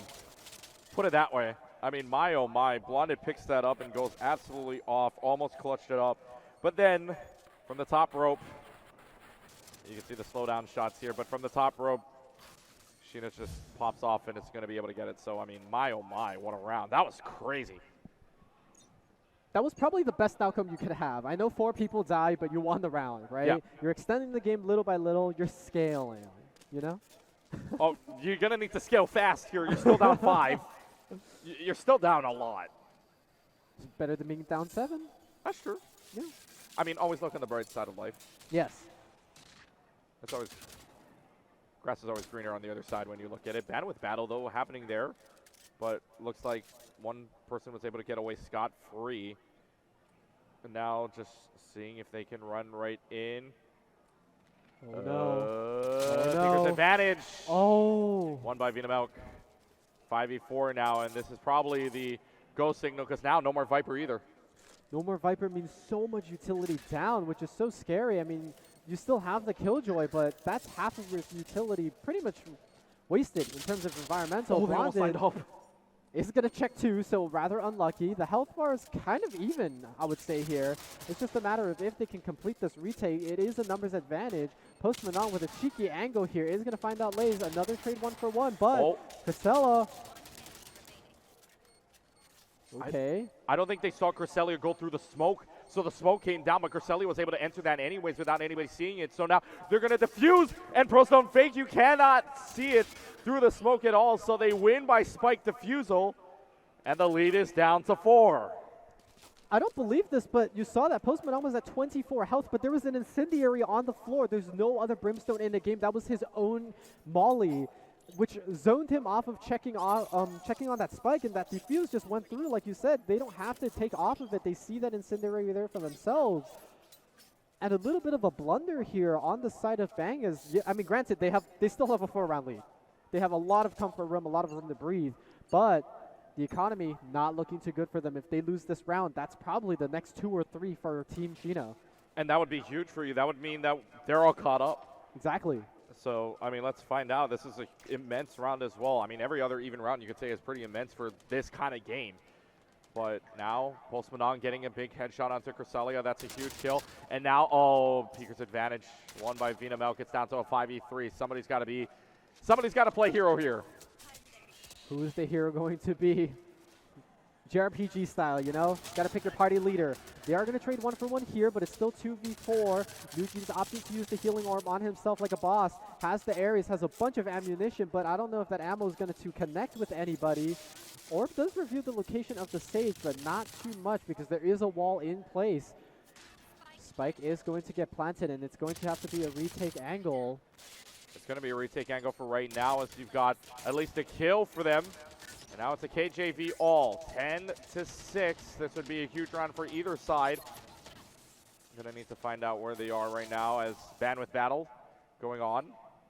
Still just trying to find out where they are currently. They know where the shots are coming from, but needs to work enough. Lace has found at least one. This is with the Spectre. This would be a huge round if they get it. Peaker's advantage has got a second. 1v1. But where is it? Where's the spike? Spike's going to go down. Orbital strike at the same moment. Is there enough time? I don't think there is. That spike is not even half. Can you even get it is the question. No, spike is going to go off. The orbital strike huge. That's a big round there for Bangah.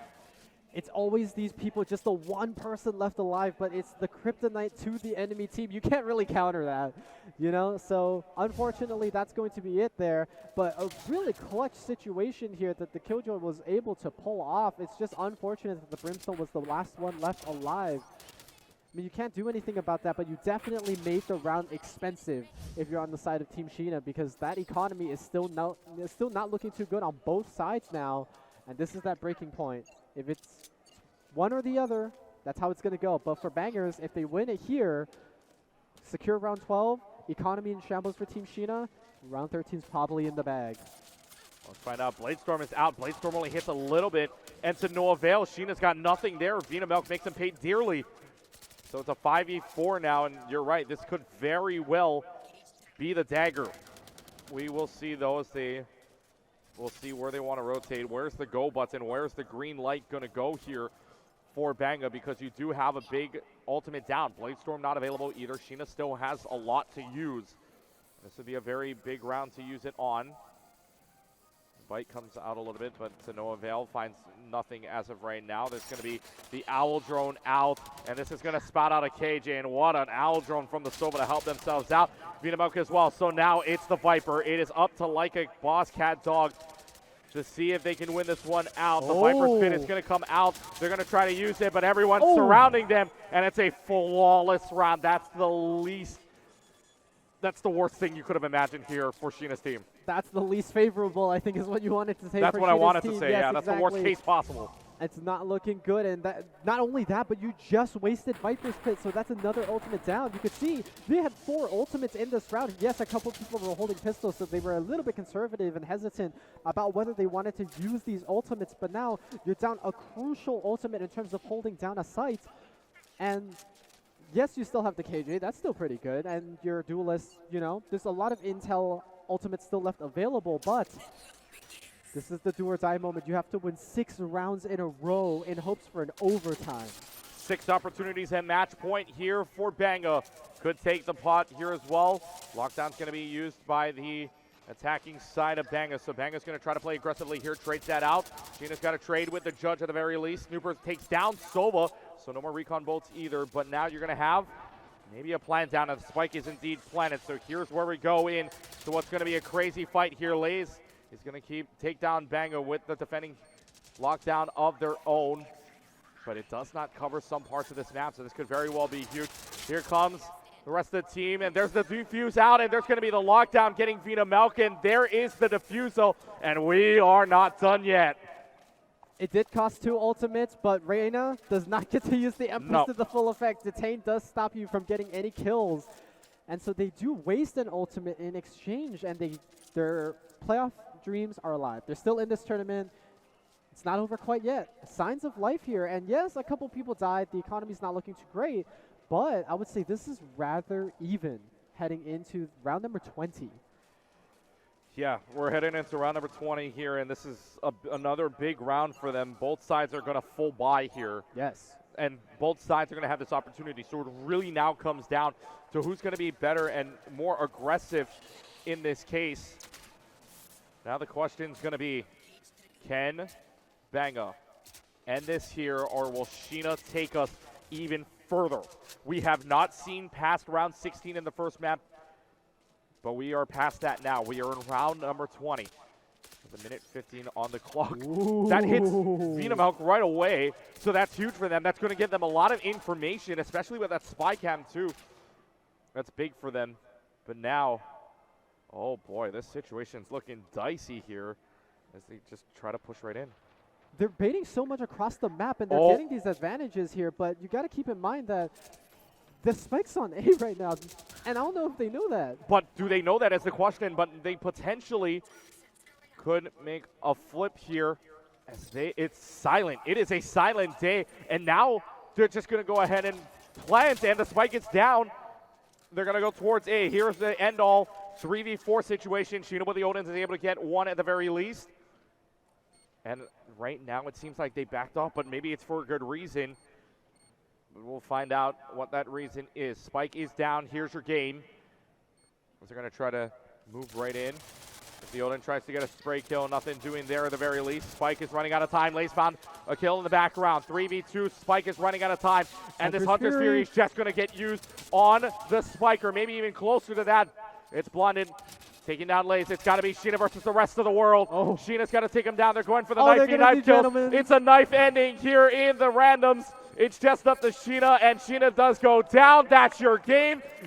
And Team Bangah is going to win the Valorant Randomz, and the big pool at that. A very respectable action from the captain of Team Shina, going down in style with a knife fight, respecting the fact that they admit defeat and that they are going to lose to map number 2, 13-7. Bangah is putting on quite a clinic here. Quite a clinic, exactly right. And you look at all the streaks that happened at the end of the first half there. This would make the difference here for you, but 6 straight. Oh wow! At the end of that first half, from 7 to 12, all them, and 2 of them based on time as well, which means that slow and steady technique really worked for them to try to get those picks, and it was really good in the end. But I mean, what a last game, and what a weekend overall. I mean, how was this weekend for you? This weekend was great. I got to see a lot of people that I did not expect to see, all from different circles, and I got to hang out with a lot of amazing people, including yourself. Oh, thank you. Of course. Even though you costed me a lot of money. I did not cost you a lot of money. I supported the business here on your behalf. Very, very much so. Artist Alley this year and Dealer's Room and everything down there on the first floor was amazing. It was all great. All great. And this is where we got bring him out. That Dealer's Room is where we got the boy out. Yep, he got a pet. You got to pet him out. But anyways, guys, that will do it here from Kawaii Kon 2023. Big shout out to everybody and everybody here from Hotspot Gaming to EMP Live Designs, PCGs, everybody here. And thank you to all the casters as well, to you, my friends, to Leighton, to Rod as well, Mars, everybody that was here, K-Tad, same token. But to everybody here, thanks for a great 3 days here at Kawaii Kon. And until next year, here from the Hawaii Convention Center, have a good rest of your weekend, everybody. Take care.